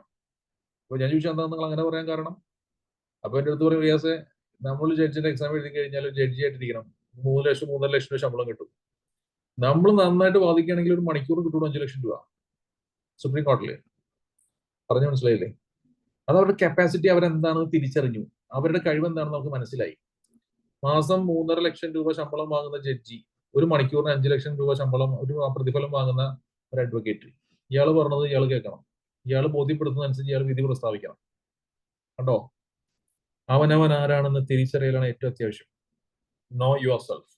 നമ്മുടെ മക്കളുടെ കഴിവുകൾ എന്താ നമ്മൾ കണ്ടെത്തണം. അപ്പൊ നിങ്ങൾ ചോദിക്കും, സാറേ ഇതൊക്കെ ശരിയാണ്, ഇപ്പൊ എങ്ങനെയാ ഇപ്പൊ കണ്ടെത്തുക? അതിന് വളരെ സയന്റിഫിക് ആയിട്ടുള്ള മനോഹരമായ ഒരു ടെക്നിക് ഉണ്ട്. It's called mind matrix. Mind matrix എന്ന ടെക്നിക് വഴി നമ്മളൊക്കെ കണ്ടെത്തുക. കുട്ടികളുടെ പാരന്റിങ് ശൈലിയിൽ, കുട്ടികളോടുള്ള നിങ്ങളുടെ പാരന്റിങ് ശൈലിയിൽ ഇപ്പോൾ മാറ്റം ഉണ്ടാക്കിയെടുക്കാൻ പറ്റുന്നതുകൊണ്ട് അതിന് നിങ്ങൾ ശരിക്കും മനസ്സിലാക്കേണ്ടത് ഈ ബ്രെയിനിന്റെ ഡിഫറെന്റ് ആയിട്ടുള്ള ഈ ഏരിയകളിലേക്ക് ന്യൂറോണുകൾ കണക്ട് ചെയ്യുന്നതും നമ്മളുടെ ശരീരത്തിലെ 10 വിരലുകളിലേക്ക് ഫിംഗർ പ്രിന്റ്സ് ഫോം ചെയ്യുന്നതും വിരലടയാളങ്ങൾ ഫോം ചെയ്യുന്നതും എക്സാക്ട്ലി അറ്റ് ദ സെയിം മില്ലി സെക്കൻഡ്സിലാണ്. മില്ലി സെക്കൻഡ്സ്, ഒരു സെക്കൻഡിന്റെ 1000-1 വ്യത്യാസം ഇല്ലാതെയാണ്. നോക്കൂ, എന്റെ ഈ കാണുന്ന ലെഫ്റ്റ് സൈഡിലെ പ്രീ ഫ്രോണ്ടൽ കോർട്ടെക്സിലേക്ക് ന്യൂറോൺസ് കണക്ട് ചെയ്യുന്ന എക്സാക്ട്ലി അറ്റ് ദ സെയിം മില്ലി സെക്കൻഡിലാണ് എന്റെ റൈറ്റ് ഹാൻഡിലെ തമ്പിൽ ഫിംഗർ പ്രിന്റ് ഫോം ചെയ്യുന്നത്. എന്റെ ഈ ലെഫ്റ്റ് സൈഡിലുള്ള രണ്ടാമത്തെ ലോബിലേക്ക് ന്യൂറോൺസ് കണക്ട് ചെയ്യുന്ന എക്സാക്ട്ലി അറ്റ് ദ സെയിം മില്ലി സെക്കൻഡ്സിലാണ് എന്റെ റൈറ്റ് സൈഡിലുള്ള ഇൻഡെക്സ് ഫിംഗർ ചൂണ്ടുവിരലിലേക്ക് ഫിംഗർ പ്രിന്റ് ഫോം ചെയ്യുന്നത്. മൂന്നാമത്തെ വിരലിൽ ഫിംഗർ പ്രിന്റ് ഫോം ചെയ്യുന്ന അതേ സമയം തന്നെയാണ് മൂന്നാമത്തെ ലോബിൽ ന്യൂറോൺസ് കണക്ട് ചെയ്യുന്നത്. ഇവിടെ എത്ര ന്യൂറോൺസ് കണക്ട് ചെയ്യുന്നോ അത് ആ വിരൽ നോക്കി അറിയാൻ പറ്റും. ഇവിടെ എത്ര ന്യൂറോൺസ് ഉണ്ടോ അത് അതിന്റെ ഓപ്പോസിറ്റ് ആയിട്ടുള്ള ചൂണ്ടുവിരല്, ഇവിടെ എത്ര ന്യൂറോൺസ് ഉണ്ടോ ഓപ്പോസിറ്റ് ആയിട്ടുള്ള തമ്പ് അല്ലെങ്കിൽ പെരുവിരൽ നോക്കി അറിയാൻ പറ്റും. അങ്ങനെ ഓരോ വിരലുമായിട്ട് ഇത് കണക്റ്റഡ് ആണ്. വിരലടയാളം എന്ന് വെറുതെ അല്ല, നമ്മൾ വെറുതെ അങ്ങനെ വരെയും കുറിയാണെന്ന് മനസ്സിലാക്കി വെക്കരുത്. അതിനൊക്കെ പുറകിൽ വലിയ ശാസ്ത്രമുണ്ട്. അങ്ങനെ ഈ ശാസ്ത്രം ഇത് വെച്ചുകൊണ്ട് മനുഷ്യ ശരീരത്തിന് ഉള്ളിൽ ബ്രെയിനുമായിട്ട് ബന്ധപ്പെട്ടൊരു മാപ്പിംഗ് നമുക്ക് നടത്താൻ പറ്റും. മനുഷ്യന്റെ ആന്തരിക വ്യവസ്ഥയിൽ വളരെ പ്രധാനപ്പെട്ട ഒരുപാട് ഓർഗൻസ് ഉണ്ട്. ഹാർട്ട് ഉണ്ട്, ബ്രെയിൻ ഉണ്ട്, ലങ്സ് ഉണ്ട്, കിഡ്നി ഉണ്ട്, ലിവർ ഉണ്ട്, അല്ലെ? ഇതിന്റെയൊക്കെ ആരോഗ്യസ്ഥിതി എന്താണെന്ന് അറിയാൻ അതൊക്കെ ഓപ്പറേറ്റ് ചെയ്ത് നോക്കുകയൊന്നും വേണ്ട. എക്സ്റ്റേണൽ ആയിട്ടുള്ള സൂചനകൾ ശരീരത്തിൽ ഉണ്ടാവും. ഹാർട്ടിനെ പറ്റി നല്ലൊരു ധാരണ നിങ്ങൾക്ക് കിട്ടാൻ വേണ്ടിയിട്ട് പൾസ് ചെക്ക് ചെയ്താൽ മതി. പൾസ് നമുക്ക് പുറത്ത് നമ്മുടെ പിന്നെ കൈയുടെ എൻഡിൽ, കൈപ്പൊക്കെ സ്റ്റാർട്ട് ചെയ്യുന്ന ഭാഗത്തൊക്കെ ഉണ്ട്, കഴുത്തിന്റെ ഭാഗത്തുണ്ട്. ചില പ്രത്യേക ഏരിയകളിൽ പൾസ് നമുക്ക് ഓപ്പൺ ആക്കിയിട്ട് പുറത്ത് എക്സ്റ്റേണൽ ആക്കി തന്നിട്ടുണ്ട്. ആ ഡയറക്റ്റ് കണക്ഷനാണ്, ഹാർട്ടിനുള്ള ഡയറക്റ്റ് കണക്ഷൻ ആയതുകൊണ്ട് എല്ലായിടത്തും ഇങ്ങനെ പിന്നെ പുറത്തുകൂടി കൊണ്ടുവരാനില്ല. കുറച്ച് ആന്തരികമായി ഇങ്ങനെ കൊണ്ടുവന്ന് അതിന്റെ മുറിവ് പറ്റി കഴിഞ്ഞാൽ ബ്ലീഡിങ് വരാതിരിക്കാൻ വേണ്ടിയിട്ടാണ്. ഹാർട്ടിൽ നിന്നുള്ള ഡയറക്റ്റ് കണക്ഷൻ, ഹാർട്ട് ബീറ്റ് ചെയ്യുന്ന പോലെ ഭും ഭും ഭും, ഹാർട്ട് ബീറ്റ് ചെയ്യുന്ന പോലെ കംപ്ലീറ്റ് ബ്ലഡ് പുറത്തു പോകും, അപകടം പറ്റിയാൽ. അങ്ങനെ വരാതിരിക്കാൻ വേണ്ടി വളരെ ഡീപ്ലി ഇന്നർവേറ്റ് ചെയ്തിട്ട് ചില പ്രത്യേക പോയിന്റുകളിൽ മാത്രം ആ പൾസിനെ പുറത്തു കൊണ്ടുവന്നിരിക്കും. നോക്കൂ എത്ര മനോഹരമാണ്. ലിവറിനെ പറ്റി ഒരു നല്ലൊരു ധാരണ കിട്ടാൻ നിങ്ങളുടെ നെറ്റി നോക്കിയാൽ അറിയാൻ പറ്റും. കിഡ്നിയെ സംബന്ധിച്ച് നല്ലൊരു ധാരണ കിട്ടാൻ നിങ്ങളുടെ കണങ്കാല് നോക്കിയാൽ അറിയാൻ പറ്റും. ഡയബറ്റീസുമായിട്ട്, പാൻക്രിയാസുമായിട്ട് ബന്ധപ്പെട്ട പ്രോബ്ലംസ് നിങ്ങൾ കൺതടങ്ങൾ നോക്കിയാൽ അറിയാൻ പറ്റും. ഇങ്ങനെ മനുഷ്യ ശരീരത്തിലെ ആന്തരിക വ്യവസ്ഥകളെ സംബന്ധിക്കുന്ന ഏകദേശ ധാരണ കിട്ടാൻ എക്സ്റ്റേണൽ ആയിട്ട് സൂചനകളുണ്ട്. നിങ്ങളുടെ കുട്ടികളുടെയും നിങ്ങളുടെയും ബ്രെയിനിലെ ഡിഫറെന്റ് ആയിട്ടുള്ള 10 ലോബുകൾ, അതനുസരിച്ച് 10 വിരലുകൾ നമുക്കുണ്ട്. ഒരു സൈഡിൽ 5 ലോബാണ്, അതിന്റെ ഓപ്പോസിറ്റ് സൈഡിലുള്ള കയ്യിൽ 5 വിരലാണ്. ഇപ്പുറത്തെ സൈഡിലുള്ള ബ്രെയിനിൽ 5 ലോബാണ്, ഓപ്പോസിറ്റ് സൈഡിലുള്ള കയ്യിൽ 5 വിരലാണ്. ഈ ഓരോ ലോബുകളിലേക്കും ന്യൂറോൺസ് കണക്ട് ചെയ്യുന്ന സെയിം മില്ലി സെക്കൻഡിൽ ഓപ്പോസിറ്റ് സൈഡിലുള്ള വിരലുകളിലേക്കും വിരലടയാളങ്ങൾ ഉണ്ടാകുന്നു. ഇത് സംഭവിക്കുന്നത് 13 to 19th വീക്ക് ഓഫ് പ്രഗ്നൻസിയിലാണ്. മനസ്സിലായില്ലേ? പ്രഗ്നൻസിയിൽ 13ാമത്തെ ആഴ്ചയ്ക്കും 19ാമത്തെ ആഴ്ചയ്ക്കും ഇടയിലാണ് ഈ പറഞ്ഞ അത്ഭുതം നടക്കുന്നത്. നിങ്ങളുടെ ബ്രെയിനിലേക്ക് ന്യൂറോൺസ് കണക്ട് ചെയ്യുന്നത്. ടോട്ടൽ എത്ര ന്യൂറോൺസ് വേണമെന്ന് തീരുമാനിക്കുന്നത് ജെനറ്റിക്സ് ആണ്, സംശയമില്ല, ജെനറ്റിക്സ് ആണ്. പക്ഷേ ഈ ന്യൂറോണുകൾ എവിടെ പോയി ഫിറ്റ് ചെയ്യണമെന്ന് തീരുമാനിക്കുന്നത് ആ സമയത്തുള്ള മാതാവിന്റെ മൈൻഡ് സെറ്റ് ആണ്. എന്ന് വെച്ചാൽ പ്രിയപ്പെട്ട അമ്മമാരെ ശരിക്കും മനസ്സിലാക്കിക്കോളൂ. പ്രഗ്നൻസി സമയത്ത് 13ാമത്തെ ആഴ്ചയ്ക്കും 19ാമത്തെ ആഴ്ചയ്ക്കും ഇടയിൽ, അതായത് 4th month to 5th month, ഈ സമയത്ത് നിങ്ങൾ കണ്ടത്, കേട്ടത്, മിണ്ടിയത്, പറഞ്ഞത്, ഇടപെട്ടത്, അതാണ് നമ്മുടെ മക്കൾ. ആ സമയത്തുള്ള നിങ്ങളുടെ മൈൻഡ് സെറ്റ് ഒരു ശാസ്ത്ര കുതുകിയാകുന്ന അവസ്ഥയിലായിരുന്നെങ്കിൽ ലെഫ്റ്റ് സൈഡിലെ ഈ പറയപ്പെട്ട ലോബിലേക്ക് കൂടുതൽ ന്യൂറോണുകൾ കണക്ട് ചെയ്യും. നിങ്ങൾ ആ സമയത്ത് കൂടുതലും ഗാനവുമായി ബന്ധപ്പെട്ട ആസ്വാദനങ്ങളിലായിരുന്നെങ്കിൽ റൈറ്റ് സൈഡിലുള്ള 4th ലോബ്, ഇവിടെ ലെഫ്റ്റിൽ കാണുന്ന ഈ ലോബ് ഉണ്ടല്ലോ, ഇതുപോലെ റൈറ്റ് സൈഡിലുള്ള 4th ലോബിലേക്ക് ന്യൂറോൺസ് കൂടുതൽ കണക്ട് ചെയ്യും. കുട്ടിക്ക് അത് താല്പര്യം കൂടും. എന്നിങ്ങനെ ഓരോ വിഷയത്തിലും കുട്ടിയുടെ താല്പര്യത്തെ തീരുമാനിക്കുന്നത് പ്രഗ്നൻസിയിലെ 4ാം മാസവും 5ാം മാസവും നിങ്ങൾ എന്തുമായി ബന്ധപ്പെട്ട വിഷയങ്ങളിലായിരുന്നു എന്നുള്ളതാണ്. ഈ 5 ലോബുകൾക്ക് 5 ഫങ്ഷൻസ് ആണ്. ഈ 5 ലോബുകളിൽ എവിടെയാണ് കൂടുതൽ ന്യൂറോൺസ് പോയി അക്കോമഡേറ്റ് ചെയ്യേണ്ടത് എന്ന് തീരുമാനിക്കുന്നത് നിങ്ങളുടെ മൈൻഡ് സെറ്റ് ആണ്, വൈകാരിക അവസ്ഥകളാണ്. എത്ര ന്യൂറോൺസ് ടോട്ടൽ വന്ന് വീഴണം, എത്ര ന്യൂറോൺസ് ആ ബ്രെയിനിൽ മൊത്തത്തിൽ വേണം എന്ന് തീരുമാനിക്കുന്നത് ജെനറ്റിക്സ് ആണ്, പാരമ്പര്യമാണ്. നോക്കൂ എത്ര മനോഹരമാണ്. അപ്പോൾ ഒരു കുട്ടിയുടെ 10 ഫിംഗർ പ്രിന്റ്സ് നമുക്ക് കിട്ടിയാൽ വളരെ മനോഹരമായി ആക്സസ് ചെയ്തിട്ട് നിങ്ങളുടെ മകൻ, നിങ്ങളുടെ മകൾ ഡോക്ടർ ആകണോ, എഞ്ചിനീയർ ആകണോ, അഡ്വക്കേറ്റ് ആകണോ, ചാർട്ടേഡ് അക്കൗണ്ടന്റ് ആകണോ, ബിസിനസ് ചെയ്യാനുള്ള കപ്പാസിറ്റി ഉള്ള ആളാണോ, പിന്നെ അങ്ങോട്ട് എത്രയൊക്കെ കോഴ്സസ് ഉണ്ടോ, ടീച്ചിങ് കപ്പാസിറ്റി ഉള്ള ആളാണോ, നാച്ചുറലിസ്റ്റിക് ഇന്റലിജൻസ് ഉള്ള അഗ്രികൾച്ചർ മേഖലയിൽ കൂടുതൽ ശോഭിക്കാൻ കപ്പാസിറ്റി ഉള്ള ആളാണോ, അതൊക്കെ അറിയാൻ പറ്റും. ചിലപ്പോൾ പത്രത്തിലൊക്കെ വായിച്ചിട്ടില്ലേ, ക്ഷീരകർഷക അവാർഡ് നേടിയ യുവ എഞ്ചിനീയർ. ഞങ്ങളിപ്പോൾ തമാശയോടെ കേൾക്കുന്ന ഒരു സംഭവമാണ്, ക്ഷീരകർഷക അവാർഡ് നേടിയ യുവ എഞ്ചിനീയർ. ആളുകൾ വലിയ സംഭവമായിട്ടൊക്കെ അതിനെ കാണാൻ പറ്റും. എഞ്ചിനീയർക്ക് ക്ഷീരകർഷക അവാർഡ് കിട്ടി എന്നൊക്കെ പറയുമ്പോൾ ഞങ്ങൾ മനസ്സിലാക്കുന്ന ഈ സാധു വെറുതെ 4 കൊല്ലം കൊണ്ടുപോയി കളഞ്ഞു. പിന്നെ +2 കഴിഞ്ഞ ശേഷം നാച്ചുറലിസ്റ്റിക് ഇന്റലിജൻസ് ആണ് ആ കുട്ടിക്കുള്ളത്. നാച്ചുറലിസ്റ്റിക് ഇന്റലിജൻസ് അത് മനസ്സിലാക്കാതെ ബിടെക്കിന് പോയി. ബിടെക്കിന് പോകാൻ കാരണം എന്താ? പ്രധാനമായിട്ടും കുട്ടികൾ കോഴ്സ് തിരഞ്ഞെടുക്കുന്നത് 3 കാരണങ്ങൾ കൊണ്ടാണ്. ഒന്ന്, peer group influence. Peer group influence, കൂട്ടുകാരുടെ പ്രഷർ. 2, പാരന്റൽ പ്രഷർ, രക്ഷിതാക്കളുടെ നിർബന്ധം. 3, റോൾ മോഡൽ പ്രോസസ്സിംഗ്. ആ പ്രൊഫഷനിൽ പെട്ട ആരെങ്കിലും ഒക്കെ കണ്ടിട്ടുണ്ടാവും. ദ കിങ് സിനിമ കണ്ടിട്ട് കളക്ടർ ആകണമെന്ന് ആഗ്രഹിക്കുന്ന പോലെയാണ്. അപ്പൊ 3 കാരണങ്ങൾ കൊണ്ടാണ് കുട്ടികൾ കോഴ്സസ് തിരഞ്ഞെടുക്കുന്നത്. അത് എത്ര വയസ്സിലാണ് നോക്കൂ, 17 വയസ്സ് 18 വയസ്സ് സമയത്താണ് തീരുമാനിക്കുന്നത്. ഞാൻ ആദ്യം പറഞ്ഞു 25 വയസ്സിന് താഴെ എന്ത് തീരുമാനമെടുത്താലും അബദ്ധമായിരിക്കും. കാരണം പ്രീ ഫ്രോണ്ടൽ കോർട്ടെക്സ് ഡെവലപ്ഡ് ആയിട്ടില്ല. ഈ 17-18 വയസ്സുള്ളപ്പോൾ ഇവർ കോഴ്സ് തിരഞ്ഞെടുക്കാനുള്ള പ്രധാനപ്പെട്ട കാരണം നമ്പർ 1 പിയർ ഗ്രൂപ്പ് ഇൻഫ്ലുവൻസ്, കൂട്ടുകാരുടെ സ്വാധീനം. 2 പാരന്റൽ പ്രഷർ, അച്ഛൻ പറഞ്ഞു ഡോക്ടർ ആവാൻ, അങ്ങനെ ഡോക്ടർ ആവാൻ വന്നു. 3 റോൾ മോഡൽ പ്രോസസ്സിങ്, കുട്ടികൾ ഇങ്ങനെ മനസ്സിൽ സെറ്റ് ചെയ്ത് വെച്ചിരിക്കുന്ന ചില റോൾ മോഡൽസ് ഉണ്ട്, അതിലേക്ക് അവർക്ക് അങ്ങനെ ഒരു താല്പര്യം വരുന്നു, അങ്ങനെ എടുക്കുന്നു. പിന്നീട് 25 വയസ്സ് കഴിയുമ്പോഴേക്കും അവർ തീരുമാനിക്കും, ഈ പണിയൊന്നും എനിക്ക് പറ്റിയതല്ല, എന്റെ പണിയേ അല്ല, അത് എനിക്ക് ഇഷ്ടമല്ല. അങ്ങനെ എഞ്ചിനീയറിംഗിന് പോയ പയ്യൻ 4 വർഷം കഴിഞ്ഞ് എഞ്ചിനീയറിംഗ് കഴിഞ്ഞ് 2 വർഷം ഒരു അപ്രന്റീസ്ഷിപ്പ് ഒക്കെ കഴിഞ്ഞ് പിന്നെ വീട്ടിൽ 2 പശു ഉണ്ടായിരുന്നു. അപ്പോ എന്തോ കാരണം കൊണ്ട് ഒരു 2 ദിവസം ജോലിക്ക് പോകാൻ പറ്റിയില്ല. അപ്പൊ ലോക്ക്ഡൌൺ പറ്റുവാന്ന് കൂട്ടിക്കോളൂ. അപ്പൊ എന്ത് ചെയ്തു, പശുവിനെയൊക്കെ ഒന്ന് കുളിപ്പിച്ച് ഫ്രഷ് ആക്കി നല്ല ഫുഡൊക്കെ കൊടുത്തു. പിന്നെ 2 ദിവസം കഴിഞ്ഞ് നോക്കുമ്പോൾ കാണാം പശുവിന് നല്ല പാല് വരുന്നുണ്ട്. അങ്ങനെ എല്ലാ ദിവസവും കുളിപ്പിക്കാൻ തുടങ്ങി. അങ്ങനെ മാസത്തിൽ 30 ദിവസത്തെ കണക്കിൽ 25 ദിവസം ജോലിക്ക് പോകേണ്ട ആള് ഒരു 20 ദിവസം പോകാതായി, 5 ദിവസം മാത്രം ജോലിക്ക് പോകാൻ തുടങ്ങി. അതിനിടയിൽ പശുവിനെ പരിചരിക്കാൻ തുടങ്ങി. 2 പശു 4 ആയി, 4 8 ആയി, 10 ആയി. അങ്ങനെ ഇരിക്കുമ്പോൾ അവസാനം കമ്പനിയിൽ വിളിച്ചിട്ട് പറഞ്ഞു, മോനെ ഇങ്ങനെയാണെങ്കിൽ നീ ജോലിക്ക് വരണ്ടെന്ന് പറഞ്ഞു, റിസൈൻ ചെയ്തോളാൻ പറഞ്ഞു, അല്ലെങ്കിൽ ടെർമിനേറ്റ് ചെയ്തു. അപ്പോൾ അവൻ തീരുമാനിച്ചു ഏതായാലും 10 പശു ഉണ്ട്, ഇതിന് കാര്യമായ രീതിയിൽ അങ്ങ് പരിചരിക്കാം. പുല്ലൊക്കെ കൊടുത്തു, ഡെയിലി കുളിപ്പിക്കും, നല്ല ഫുഡൊക്കെ കൊടുത്തു. അങ്ങനെ 10ഉം 20ഉം 30ഉം പശുവായി. ചുരുക്കം പറഞ്ഞാൽ ഒരു ഏകദേശം ഒരു 3 ലക്ഷം രൂപയോളം മാസം വരുമാനം ഉണ്ടാക്കാൻ തുടങ്ങി. പാല് വിറ്റും അതുപോലെ ഏകദേശം ഒരു 10-20 പേർക്ക് ജോലിയും കൊടുത്തു.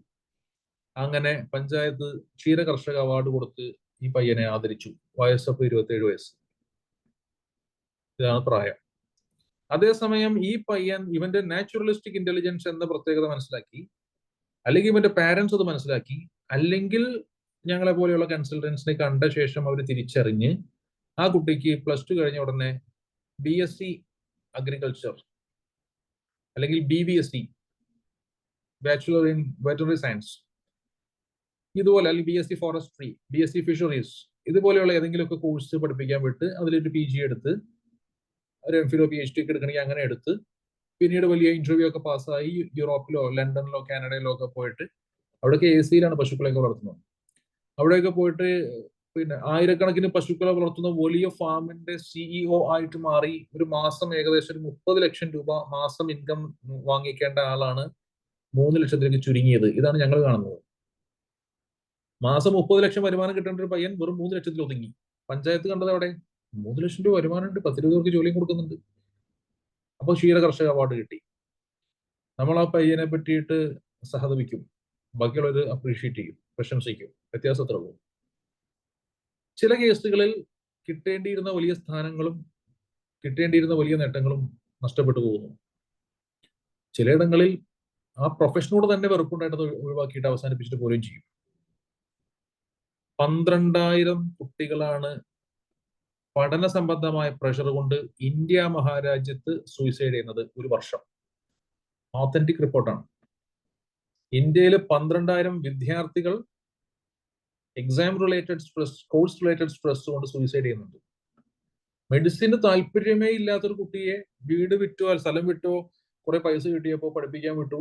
ആ പ്രഷറിൽ അവൻ പഠിക്കാൻ തുടങ്ങി. ഒരു താല്പര്യമില്ലാത്ത മേഖല, കഡാവർ പിന്നെ പോസ്റ്റ്മോർട്ടം ചെയ്യണം, ബ്ലഡ് കണ്ടു കഴിഞ്ഞാൽ തലകറങ്ങും, ഫോർമലിൻ ഇട്ടിരിക്കുന്ന ഡെഡ് ബോഡി കാണുമ്പോൾ പിന്നെ അടുത്ത് ചെല്ലുമ്പോൾ മൂക്കിലേക്ക് സ്മെല്ലടിച്ച് കയറും, ഫോർമലിന്റെ തുളച്ച് കയറുന്ന സ്മെല്ല്, തലകറങ്ങും. പറ്റില്ല, പഠിച്ചേ പറ്റുള്ളൂ. പിന്നെ ഇതെല്ലാം കഴിഞ്ഞിട്ട് ഉച്ചയ്ക്ക് ഭക്ഷണം കഴിക്കാനിരിക്കുമ്പോൾ ഇതൊക്കെ ആലോചിച്ചിട്ട് ഭക്ഷണം ഇറങ്ങില്ല, ഛർദ്ദിക്കും. ഇങ്ങനെയൊക്കെയുള്ള കുട്ടിയെ മെഡിസിൻ നിർബന്ധിച്ച് പഠിപ്പിച്ചിട്ട് അവൻ അവസാനം ഇതൊക്കെ നിർത്തരുത്, ഇത്ര പൈസ മുടക്കിയതാണ്, നീ എങ്ങാനും നിർത്തിയാലുണ്ടല്ലോ പിന്നെ ഇവിടെ ആകെ കലാപമാകും. ഈ കുട്ടി പിന്നെ എന്താ ചെയ്യാൻ? മെഡിക്കൽ കോളേജിന്റെ എത്ര ബിൽഡിംഗ് ഹൈറ്റ് ഉണ്ടോ അത്രയും നേരത്തെ അവന്റെ മരണം ഉറപ്പിക്കാന്ന് മാത്രമേ ഉള്ളൂ. അത്ര മുകളിലോട്ട് കയറിയിട്ട് ചാടി കഴിഞ്ഞാൽ പിന്നെ രക്ഷപ്പെടില്ലല്ലോ. 12,000 കുട്ടികളാണ്, ബിലീവ് മീ, ഒരു വർഷം exam related course related stress കൊണ്ട് ഇന്ത്യ മഹാരാജ്യം സൂയിസൈഡ് ചെയ്യുന്നത്. ആരാണ് ഉത്തരവാദികൾ? Who are the culprits? നിങ്ങൾ പറയൂ. ഞാൻ ഒറ്റ വാക്ക് പറയുള്ളൂ, പാരന്റ്സ്, പാരന്റ്സ്, പാരന്റ്സ്. ആ ഒറ്റ വാക്ക് എനിക്ക് എപ്പോഴും പറയാനുള്ളൂ. രക്ഷിതാക്കൾ, രക്ഷിതാക്കൾ, രക്ഷിതാക്കൾ തന്നെ. ആ കുട്ടിയുടെ കഴിവുകൾ എന്താണ് നമ്മൾ കണ്ടെത്തിയില്ല. നമ്മുടെ ഇപ്പോഴത്തെ ഒരു അക്കാഡമിക് സിസ്റ്റം എടുത്ത് പരിശോധിച്ചു കഴിഞ്ഞാൽ അതിന്റെ അപാകതകൾ ചൂണ്ടിക്കാണിച്ചുകൂടായില്ല. നോക്കൂ, ഒരു കാടിനെ ഒരു സ്കൂളായിട്ട് സങ്കല്പിക്കൂ. ആ കാടിന്റെ ഉള്ളിൽ പഠിക്കുന്ന, ആ സ്കൂളിൽ പഠിക്കുന്ന കുട്ടികളിൽ ഒന്ന് ഒരു സിംഹം, ലയൺ, ഒരു മങ്കി, ഒരു ജിറാഫ്, ഒരു ക്രോക്കഡൈൽ, ഒരു മുതല, ഒരു ചെറിയ ടംബ്ലറിൽ പിടിച്ചിട്ടിരിക്കുന്ന ഒരു മത്സ്യം, ഇത്രയും പേരൊക്കെ ഉണ്ടെന്ന് കൂട്ടിക്കോളൂ. മത്സരം എന്താണ്? കാടിന്റെ ഉള്ളിൽ എവിടെയുള്ള ഒരു മരത്തിൽ കയറണം. മരത്തിൽ ആദ്യം പിടിച്ച് കയറണം, അല്ലെ? ഇതിന്റെ മുകളിൽ ഏറ്റവും ആദ്യം എത്തുന്ന ആൾ ഫസ്റ്റ്. മത്സരം തുടങ്ങുകയാണ്. മങ്കി അവിടുന്ന് ചാടി പോയിട്ട് ഏറ്റവും മുകളിൽ കയറുന്ന താഴേക്ക് നോക്കിയിട്ട് ഈ ബാക്കിയുള്ള ആൾക്കാരേക്ക് നോക്കി കളിയാക്കി ചിരിക്കും. കണ്ടില്ല മണ്ടന്മാരെ, ഞാൻ മുകളിൽ എത്തിയണ്ടല്ലേ, ഞാനാണ് ഏറ്റവും വലിയ ആള്, ഞാനാണ് ഏറ്റവും വലിയ ബുദ്ധിമാൻ. സിംഹം എന്ത് ചെയ്യും? ഒന്ന് ശ്രമിച്ച് ഏകദേശം ഇവിടം വരെയൊക്കെ എത്തിയിട്ട് പിന്നെ പറ്റാതെ താഴെ ചാടിക്കളയും, നിർത്തും, പഠിത്തം നിർത്തും, എന്നെ കൊണ്ട് പറ്റൂല എന്ന് പറയും. ജിറാഫ് എന്ത് ചെയ്യും? വെറുതെ അടുത്ത് പോയി നിൽക്കും, അല്ലെ? അടുത്ത് പോയി നിന്നിട്ട് തലയൊന്ന് എവിടെയെങ്കിലും എത്തിച്ചിട്ട് തല ഇവിടം വരെയൊക്കെ എത്തിയിട്ടുണ്ട് എന്നോ പറഞ്ഞ് സമാധാനിക്കും, സ്വയം സമാധാനിക്കും. ക്രോക്കഡൈൽ എന്താ ചെയ്യാ? എന്ത് ചെയ്യാൻ?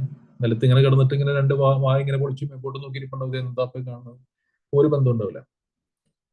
ഫിഷ് എന്താ ചെയ്യാ? ടംബ്ലറിൽ പിടിച്ചിട്ട് ഫിഷ്, ഇതൊന്നും നമ്മുടെ പണിയേ അല്ല. എല്ലാവരും പറഞ്ഞുകൊണ്ട് ഞാൻ ക്ലാസ്സിൽ വരുന്ന ഇങ്ങനെ ഇരിക്കുന്നു, അവിടെ എന്തൊക്കെയോ നടക്കുന്നു, ഇതൊന്നും എന്റെ പണിയില്ല, അവന് വേറെ ഒരുപാട് പണികളുണ്ട് അവിടെ. അപ്പൊ അതിന്റെ ഉള്ളിൽ അവന്റെ ലോകത്ത് ഇങ്ങനെ ഒതുങ്ങിക്കൂടി ഇങ്ങനെ ജീവിച്ചു പോകും. ആരെന്ത് പറഞ്ഞാലും കുഴപ്പമില്ല, ചീത്ത പറഞ്ഞാലും കുഴപ്പമില്ല, തല്ല് കിട്ടിയാലും കുഴപ്പമില്ല, നാണം മാനുന്ന സാധനം ഉണ്ടാവില്ല, അവൻ അങ്ങനെ ജീവിച്ചു പോകും. ഇതല്ലേ നമ്മുടെ അക്കാഡമിക് സിസ്റ്റം. ഈ കഥ കേൾക്കുമ്പോൾ നമ്മുടെ സിസ്റ്റത്തെ പറ്റി ആലോചിച്ചു പോവാണ്. അപ്പൊ ഇതൊക്കെ വേണം. ഒരു പ്രത്യേക പ്രായം വരെ എല്ലാ കാര്യങ്ങളും കുട്ടികളെ കോമൺ ആയിട്ട് പഠിപ്പിക്കണം. പക്ഷേ ഓരോ കുട്ടിയുടെയും അവന്റെ ഉള്ളിൽ ഒളിഞ്ഞു കിടക്കുന്ന യഥാർത്ഥമായ ടാലന്റിനെ പുറത്തു കൊണ്ടുവരാൻ അവന്റെ പാരന്റ്സിന് സാധിക്കണം, ടീച്ചേഴ്സിന് സാധിക്കണം.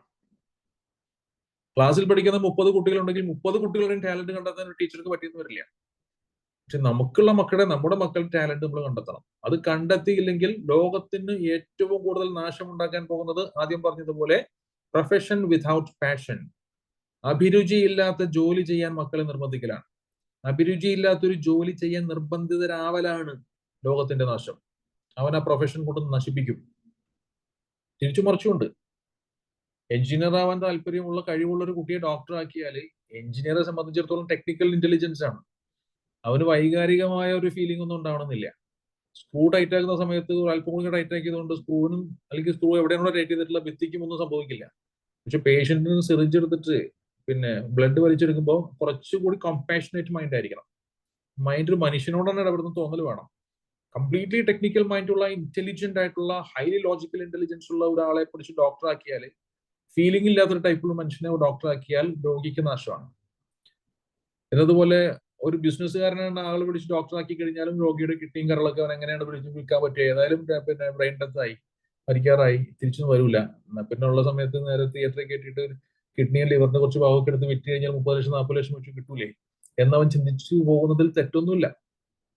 കാരണം അവനെ പറ്റിയ പണിയല്ലാതെ എന്ന് നമ്മൾ മനസ്സിലാക്കിയില്ല. അവന് പറ്റാത്തൊരു പണിയിലേക്ക് നമ്മൾ കൊണ്ടുവന്നിട്ടു, അവനത് ചെയ്യാൻ നിർബന്ധിതനായി. എന്നാൽ പിന്നെ ബിസിനസ്സുകാരനാവേണ്ടവനെ ഡോക്ടർ ആക്കുമ്പോൾ നേരെ തിരിച്ച് സംഭവിക്കും. ഇനി ഡോക്ടർ ആവേണ്ട ആളെ പിടിച്ച് ബിസിനസ്സുകാരനാക്കിയാൽ, ഇനി ബിസിനസ്സുകാരനാവേണ്ട ആളെ പിടിച്ച് ഡോക്ടർ ആക്കിയാൽ എങ്ങനെ ഉണ്ടാവും? തിരിച്ചും മറിച്ചും സംഭവിക്കും. അപ്പൊ ബിസിനസ് ഡെവലപ്പ് ചെയ്യണമെന്നുണ്ടെങ്കിൽ വളരെ ബുദ്ധിപരമായ ഇടപെടലുകൾ വേണം, നല്ല സ്ട്രോങ് ഡിസിഷൻ മേക്കിംഗ് കപ്പാസിറ്റി വേണം. കമ്പാഷനേറ്റ് മൈൻഡ് അത്രയൊന്നും വേണ്ട. കടം കൊടുക്കുന്ന ശീലം ഒഴിവാക്കണം. ഇങ്ങോട്ട് കിട്ടാൻ വാങ്ങിക്കാനവൻ അറിയണം. ഒരു ഡോക്ടറെ പോലെ കുറച്ചുകൂടി ഫ്ലെക്സിബിൾ മാടപ്രാവിന്റെ ഹൃദയവുമായി കൊണ്ട് ബിസിനസ് ചെയ്യാൻ പോയി കഴിഞ്ഞാൽ ബിസിനസ് ഒക്കെ പൊളിഞ്ഞെന്ന് ചോദിച്ചാൽ മതി. നോക്കൂ, ജീവിതത്തിന്റെ ഒരുപാട് അഖില നിഖില മേഖലകളിലൂടെയും കടന്നു വന്ന നിങ്ങളുടെ ഈ പ്രായത്തിൽ നിങ്ങളുടെ മക്കളെ പഠിപ്പിക്കുന്ന 10ാം ക്ലാസ് വരെയുള്ള കുട്ടികൾ പഠിക്കുന്ന അദ്വൈത മിഷൻ സ്കൂളിലെ പാരന്റ്സ് എന്റെ ഈ വാക്കുകൾ കേൾക്കുമ്പോൾ നിങ്ങളുടെ മനസ്സിലൂടെ കടന്നുപോയിക്കൊണ്ടിരിക്കുന്ന വിചാരങ്ങൾ എന്താണെന്നുള്ളത് ഏകദേശം എനിക്ക് മനസ്സിലാകുന്നുണ്ട്. പണ്ട് പഠിച്ചു, ഡിഗ്രി പഠിച്ച സമയവും ഡിഗ്രിക്ക് പഠിച്ച സമയവും പിന്നെ ജോലിക്ക് പോയിട്ടുണ്ടായിട്ടുള്ള പ്രശ്നങ്ങളും ഇങ്ങനെ പല അനുഭവങ്ങൾ നിങ്ങളുടെ മനസ്സിലൂടെ കടന്നു വരുന്നില്ലേ?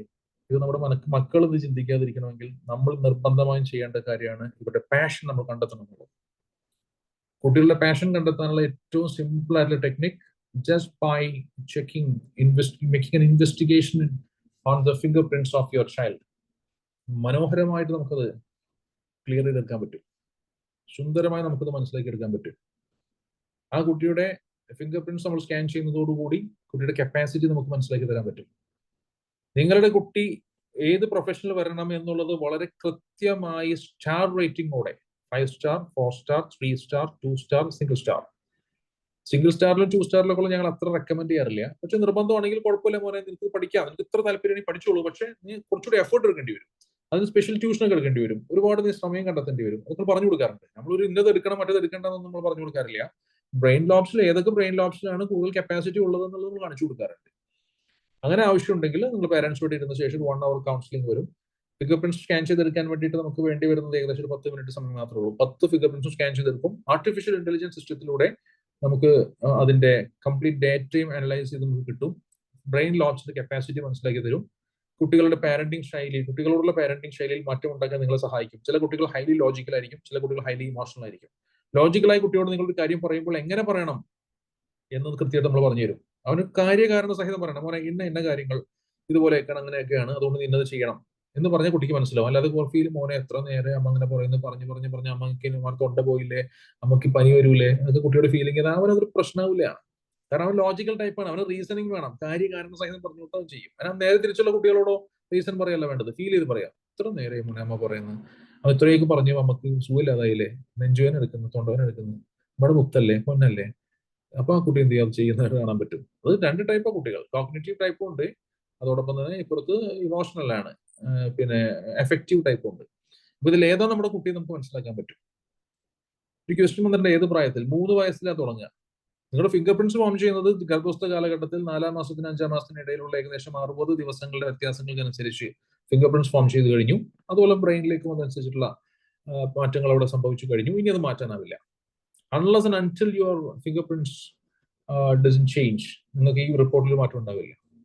നമ്മുടെ പിന്നെ ഫിംഗർ പ്രിന്റും ബ്രെയിനും തമ്മിലുള്ള കണക്ഷനിൽ വലിയ സയൻസ് എവിടെ വർക്ക് ചെയ്തെന്ന് വെച്ചാൽ, ബ്രെയിൻ ഇല്ലാത്ത കുട്ടികൾക്ക് ഫിംഗർ പ്രിന്റ് ഉണ്ടായിരുന്നില്ല എന്നുള്ളതാണ് സയൻസിൽ പറയുന്നത്. ബ്രെയിൻ വളരെ ഷ്രിങ്ക് ചെയ്ത് ജനിച്ചു വീഴുന്ന കുട്ടികൾക്ക് ഫിംഗർ പ്രിന്റ്സ് ഉണ്ടാവില്ല, ഫീബിൾ ആയിരിക്കും, ഉണ്ടാവില്ല. അപ്പോൾ എന്നതുപോലെ ഇത് തമ്മിൽ വലിയ ഒരു ബന്ധമുണ്ട്. അപ്പോൾ ഇത് മാത്രം കിട്ടിയാൽ നമുക്ക് മറ്റത് കണ്ടെത്താൻ പറ്റും. അങ്ങനെ കുട്ടികളെ നമുക്ക് ഗൈഡ് ചെയ്തെടുക്കാൻ പറ്റും. മനോഹരമായ റിസൾട്ട് നമുക്ക് ഉണ്ടാക്കിയെടുക്കാൻ സാധിക്കും. കുട്ടികളുടെ പഠന ശൈലി നോക്കൂ, കണ്ടു പഠിക്കുന്നവരുണ്ട്, കേട്ട് പഠിക്കുന്നവരുണ്ട്, ചെയ്ത് പഠിക്കുന്നവരുണ്ട്. നമ്മുടെ കുട്ടി ഏതാ നമ്മളെങ്ങനെ മനസ്സിലാക്കുക? എന്റെ കുട്ടി ഉറക്കെ വായിച്ചു പഠിക്കുകയാണ്, അപ്പോൾ ഓഡിറ്ററി എന്ന് നമ്മൾ തീരുമാനിച്ച പോരാ. ആ കുട്ടി ഉറക്കെ വായിച്ചു പഠിക്കൽ തന്നെയാണോ അവന്റെ ശൈലി, അങ്ങനെ പഠിച്ചാലാണോ അവന് നല്ല മാർക്ക് കിട്ടുക എന്ന് നമ്മൾ ഉറപ്പിക്കണ്ടേ? കണ്ടുപഠിക്കുന്ന കുട്ടിയുണ്ട്, വിഷ്വൽ ആണ്, വെറുതെ നോക്കിയാൽ മതി, ശബ്ദം പുറത്തു വരണ്ട. വിഷ്വലായ കുട്ടിയോട് മദർ പറയാണ്, പരീക്ഷ എടുത്തിരിക്കുകയാണ്, നീ അവിടെ നിന്ന് ഉറക്കെ വായിക്കുന്നത് അടുക്കളയിൽ ഞാൻ നിൽക്കുമ്പോൾ എനിക്ക് കേൾക്കണം എന്ന് പറഞ്ഞ് പേടിപ്പിക്കുകയാണ്. കുട്ടി വിഷ്വലാണ്, അവൻ കണ്ടേ പഠിക്കുള്ളൂ, വായിച്ചു പഠിക്കില്ല, ഉറക്കെ വായിക്കില്ല. അവൻ നിങ്ങളെ തൃപ്തിപ്പെടുത്താൻ വേണ്ടി ഉറക്കെ വായിക്കും. ആ ഉറക്കെ വായന കൊണ്ട് അവന്റെ ബ്രെയിനിലേക്ക് ഒന്നും കയറില്ല. കാരണം അവൻ ആ പാഠം മനസ്സിലാക്കുന്നത് ഇത്രാമത്തെ പേജിൽ, ഇത്രാമത്തെ ലൈനിൽ, ഈ സൈഡിൽ ഇങ്ങനെ ഒരു ബാക്ക്ഗ്രൗണ്ട്, ഒരു ലൈറ്റ് യെല്ലോ ബാക്ക്ഗ്രൗണ്ടിൽ എഴുതിയിരിക്കുന്ന ഈ പാരഗ്രാഫ് ഇതാണ്, അങ്ങനെയാണ് അവൻ അതിനെ മനസ്സിലാക്കിയെടുക്കുക. കണ്ടോ? ഓഡിറ്ററി ആയിട്ടുള്ള കുട്ടി ഉറക്കെ വായിച്ച് അതിന്റെ താളത്തിനൊത്തായിരിക്കും മനസ്സിലാക്കുക. കൈനസ്തെറ്റിക് ആയിട്ടുള്ള കുട്ടി അത് ചെയ്ത് പഠിക്കും, ഗ്രാഫ് വരയ്ക്കും, ഡയഗ്രാം വരയ്ക്കും, ഫോർമുല ഉണ്ടാക്കും. ഇപ്പോ മഴവില്ലിന്റെ നിറങ്ങളെ പറ്റി ചോദിക്കുമ്പോൾ നമ്മൾ ഒറ്റവടിക്ക് പറയുന്നത് എന്തുകൊണ്ടാണ്? വിബ്ജിയോർ എന്ന വാക്ക് നമുക്ക് ഓർമ്മയുള്ളതാണ്. Violet, indigo, blue, green, yellow, orange, red. അത് വിബ്ജിയോർ വെച്ച് പഠിച്ചപ്പോൾ അങ്ങനെയുള്ള ഫോർമുലകൾ ഉണ്ടാക്കി പഠിക്കുന്നവരാണ് കൈനസ്തെറ്റിക് ആയിട്ടുള്ള കുട്ടികൾ. ഓഡിറ്ററി കുട്ടികളൊക്കെ പറഞ്ഞ് താളത്തിനൊത്ത് പറയും. ഇതിൽ ABCDEFG HIJK LMNOP എന്നൊക്കെ പറഞ്ഞ സാധനം എന്താ നടക്കുന്നത്? ഇപ്പൊ ഗവേഷണം നടക്കുകയാണ്. പക്ഷെ അത് ഇടയ്ക്ക് വെച്ചിട്ട് P കഴിഞ്ഞാൽ ഏതാന്ന് ചോദിച്ചാൽ P കഴിഞ്ഞ LMNOPQ എന്ന് പറയേണ്ടി വരും. കേട്ടോ, ബാക്കോട്ട് പാട്ട് പാടിയാലും ഫ്രണ്ട് ലെറ്ററിൽ കിട്ടുള്ളൂ. അത് ഓഡിറ്ററി എഫക്റ്റ് ആണ്. Twinkle, twinkle, little star, how I wonder what you are. ABCDEFG HIJK LMNOP. പാട്ട് പാടി പഠിച്ചപ്പോൾ ആ പാട്ടിന്റെ ശൈലിയിൽ എത്തുമ്പോഴേ അടുത്ത വാക്ക് കിട്ടുന്നുള്ളൂ, അടുത്ത ലെറ്റർ കിട്ടുന്നുള്ളൂ. അത് കണക്ക് നോക്കുമ്പോൾ അങ്ങനെയില്ല. 95 കഴിഞ്ഞാൽ അത്രേ 96, 87 മുന്നേ അതാ 86 എന്ന കുട്ടിക്ക് പറയാൻ പറ്റുന്ന എന്തുകൊണ്ടാണ്? അത് ചെയ്ത് പഠിച്ചുകൊണ്ടാണ്. അപ്പൊ ഓരോരുത്തർ ഓരോ ടൈപ്പാണ്. അപ്പൊ പാട്ട് പാടി പഠിക്കുന്നവരുണ്ട്, ഉറക്കെ വായിച്ചു പഠിക്കുന്നവരുണ്ട്, ഒന്നും മിണ്ടാതെ നോക്കി പഠിക്കുന്നവരുണ്ട്, ഡിഫറെന്റ് കളേഴ്സിൽ എഴുതി കഴിഞ്ഞാൽ പെട്ടെന്ന് അവർക്ക് മനസ്സിലാകുന്നവരുണ്ട്. ഇതൊക്കെ പഠനശൈലി എളുപ്പമാക്കേണ്ട മാർഗങ്ങളായി പറഞ്ഞു വരുന്നത്. അതിന് ഏതാ കുട്ടിക്ക് ഏറ്റവും പറ്റിയതെന്ന് അറിയണമെങ്കിൽ കുട്ടിയെ നമ്മൾ പരിശോധിക്കണം. ഇങ്ങനെ നമ്മുടെ മക്കളുടെ ജീവിതത്തിൽ ഉന്നതി കിട്ടാനും പഠിച്ചുകൊണ്ടിരിക്കുന്ന മേഖലയിൽ കൂടുതൽ മാർക്കുകൾ വാങ്ങിക്കൊണ്ട് സായുജ്യമടയാൻ, സന്തോഷിക്കാൻ, അവരുടെ സെൽഫ് കോൺഫിഡൻസ്, അവരുടെ ആത്മവിശ്വാസം, സെൽഫ് എസ്റ്റീം, അവരുടെ ആത്മബോധം, ആത്മാഭിമാനം ഇതൊക്കെ വർദ്ധിക്കാൻ മനോഹരമായ ടെക്നിക്കാണ് മൈൻഡ് മെട്രിക്സ് എന്ന് പറയുന്നത്. We just need the 10 finger prints of your child. അത് അസസ് ചെയ്തിട്ട് ഈ 10 ബ്രെയിൻ ലോബ്സിൽ ഏതൊക്കെ ബ്രെയിൻ ലോബിലേക്കാണ് ന്യൂറോൺസ് കൂടുതലുള്ളതെന്ന് കണ്ടെത്തി മനോഹരമായിട്ട് നമ്മളത് നിങ്ങൾക്ക് കാണിച്ചു. ഒരു 77 പേജോളം വരുന്ന റിപ്പോർട്ടായിട്ട് 1 മണിക്കൂർ ഡീറ്റെയിൽഡ് കൗൺസിലിങ്ങോട് കൂടി നിങ്ങളുടെ മക്കളെ നമുക്ക് ഗൈഡ് ചെയ്ത് തരാൻ പറ്റും. 10th എത്തിയ കുട്ടികൾ നിർബന്ധമായിട്ടും ചെയ്യണം. അതെന്റെ എന്താ നിർബന്ധം എന്നൊക്കെ പറഞ്ഞാൽ ഞാൻ ആ പറയുന്ന വാക്കുകൾ നിങ്ങൾ ഏത് അർത്ഥത്തിൽ എടുത്താലും വേണ്ടില്ല. ലോകത്തിന്റെ നാശം നേരത്തെ പറഞ്ഞ പാഷൻ ആൻഡ് പ്രൊഫഷൻ തമ്മിലുള്ള ഒരു കോൺട്രഡിക്ഷൻ ആണ്. Contradiction between passion and your profession അത് വരരുത്. അതിന് വേണ്ടിയിട്ടാണ് ലോക സമസ്ത സുഖിനോ ഭവന്തു എന്ന് ആഗ്രഹിക്കുന്ന ഏത് മനുഷ്യനും പറയുന്നത് കുട്ടികളെ അവന്റെ പാഷൻ കണ്ടെത്തിയിട്ട് പഠിപ്പിക്കണമെന്നാണ്. എങ്കിലേ നമുക്ക് നേട്ടം ഉണ്ടാവുള്ളൂ, രാജ്യത്തിനും നേട്ടം ഉണ്ടാവുള്ളൂ. അപ്പൊ അത് വളരെ ഇമ്പോർട്ടന്റ് ആയിട്ടുള്ള ഒരു ഫാക്ടറാണ് എന്ന് പ്രത്യേകം ഉണർത്തുന്നു. അതിന് നമുക്ക് 3 വയസ്സോട് കൂടിയിട്ടാണ് ഫിംഗർ പ്രിന്റ്സ് തെളിഞ്ഞു കിട്ടുന്നത്. ഫിംഗർ പ്രിന്റ്സ് ഉണ്ടാകുന്നത് നേരത്തെ പറഞ്ഞ സമയത്താണ്, 4th month and 5th month of പ്രഗ്നൻസിയിലാണ്. അത് തെളിഞ്ഞ് നമുക്ക് കിട്ടുന്നത് 3 വയസ്സ് പൂർത്തിയാകുന്നതോടുകൂടി കിട്ടും. അപ്പം മുതൽ നമുക്ക് ചെയ്യാൻ പറ്റും. എന്തിനേറെ നമ്മുടെ റൈറ്റ് സൈഡിലുള്ള 3ാമത്തെ ലോബിനെ പറ്റിയിട്ട് പറഞ്ഞാൽ അത് കൈനസ്തെറ്റിക് ഇന്റലിജൻസ് എന്ന് പറയാം. ആ ഭാഗത്ത് കൂടുതൽ ന്യൂറോൺസ് ഉണ്ടെങ്കിൽ, ഞാൻ 10 ലോബും വിശദീകരിച്ചിട്ടില്ല കേട്ടോ, 5 ലോബും ഞാൻ വിശദീകരിച്ചിട്ടുള്ളൂ. ഓപ്പോസിറ്റ് സൈഡ് ഇതുപോലെ തന്നെ ഉണ്ട്. ആ ഓപ്പോസിറ്റ് സൈഡിലുള്ള 3ാമത്തെ ലോബിലാണ് കൂടുതൽ ന്യൂറോൺസ് ഉള്ളതെങ്കിൽ കായിക ശേഷിയുള്ള കുട്ടികളായിരിക്കും, അത്ലറ്റ്സ് ആയിരിക്കും. സ്പോർട്സിലൊക്കെ ഭയങ്കര താല്പര്യമായിരിക്കും അവർക്ക് ഉണ്ടാവുക.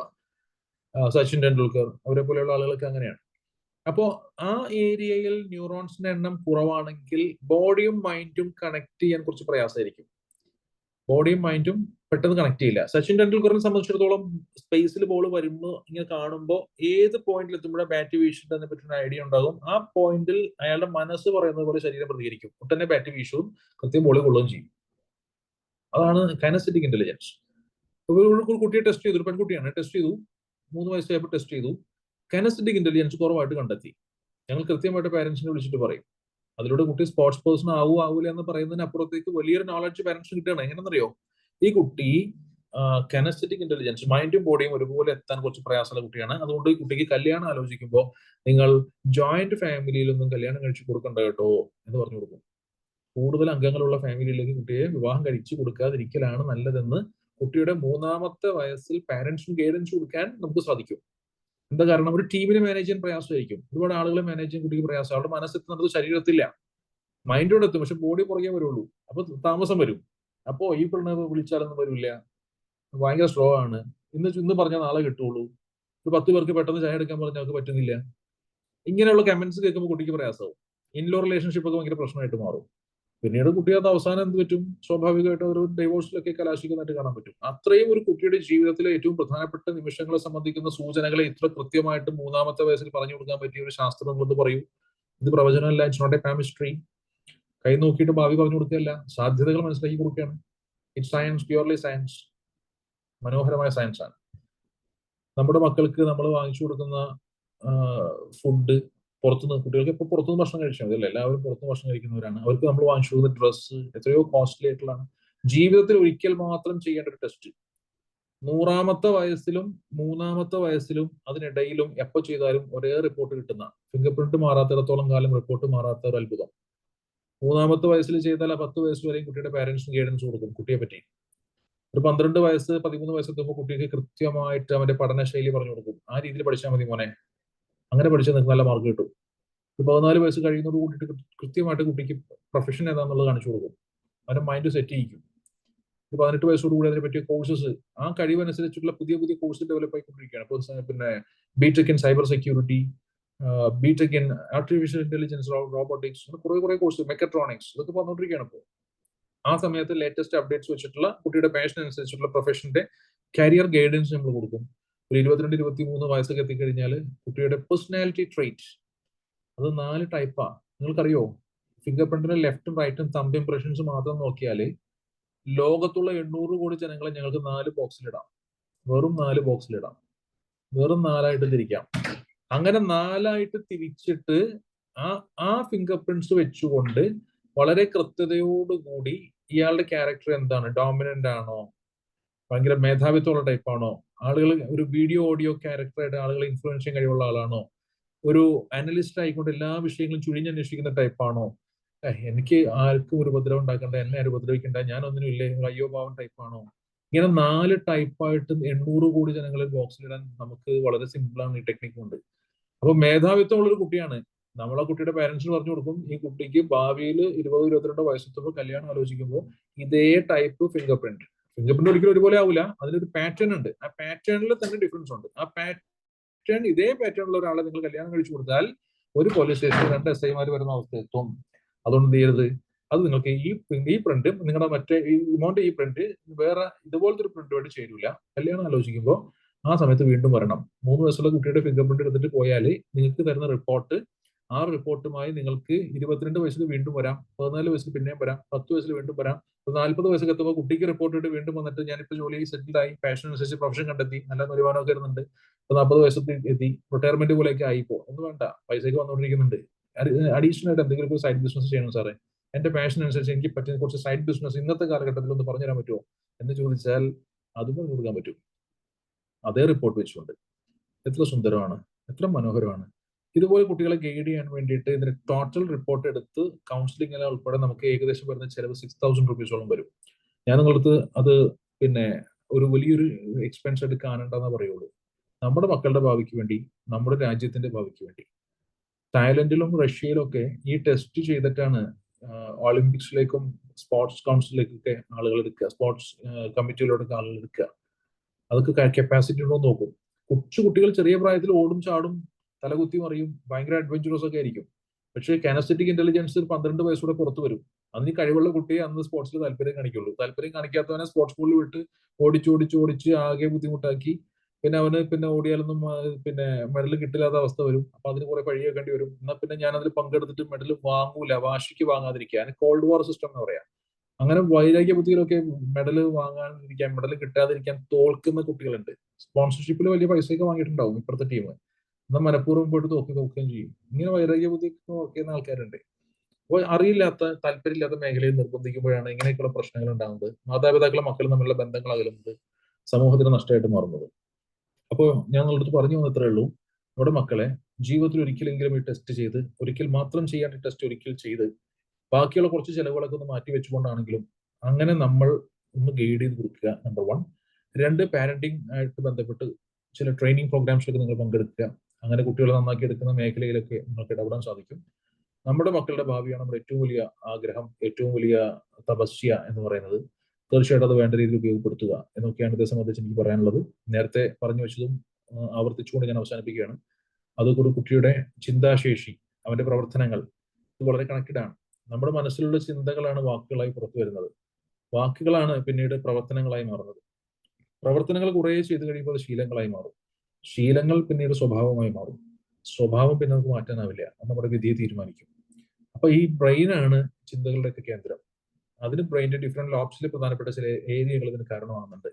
ആ ഏരിയകൾ ഏതാണ് എന്താണെന്നൊക്കെ മനസ്സിലാക്കി അതനുസരിച്ചുള്ള ഗൈഡൻസ് കൊടുത്തുകൊണ്ട്, സപ്പോർട്ട്സ് കൊടുത്തുകൊണ്ട്, മെന്റർഷിപ്പ് കൊടുത്തുകൊണ്ട് മക്കളെ നമ്മൾ നന്നാക്കി എടുക്കുന്ന ഉദ്യമത്തിൽ നിങ്ങളൊക്കെ പങ്കാളികളാവുക എന്നുള്ളതാണ് ഇത് സംബന്ധിച്ച് ഒന്നാമതായി പറയാനുള്ളത്. അതിനുവേണ്ടിയുള്ള നിങ്ങളുടെ നിസ്സീമമായ ശ്രമങ്ങളും അഗൈതവമായ താല്പര്യവും ഈ വിഷയത്തിൽ ഉണ്ടാവണം.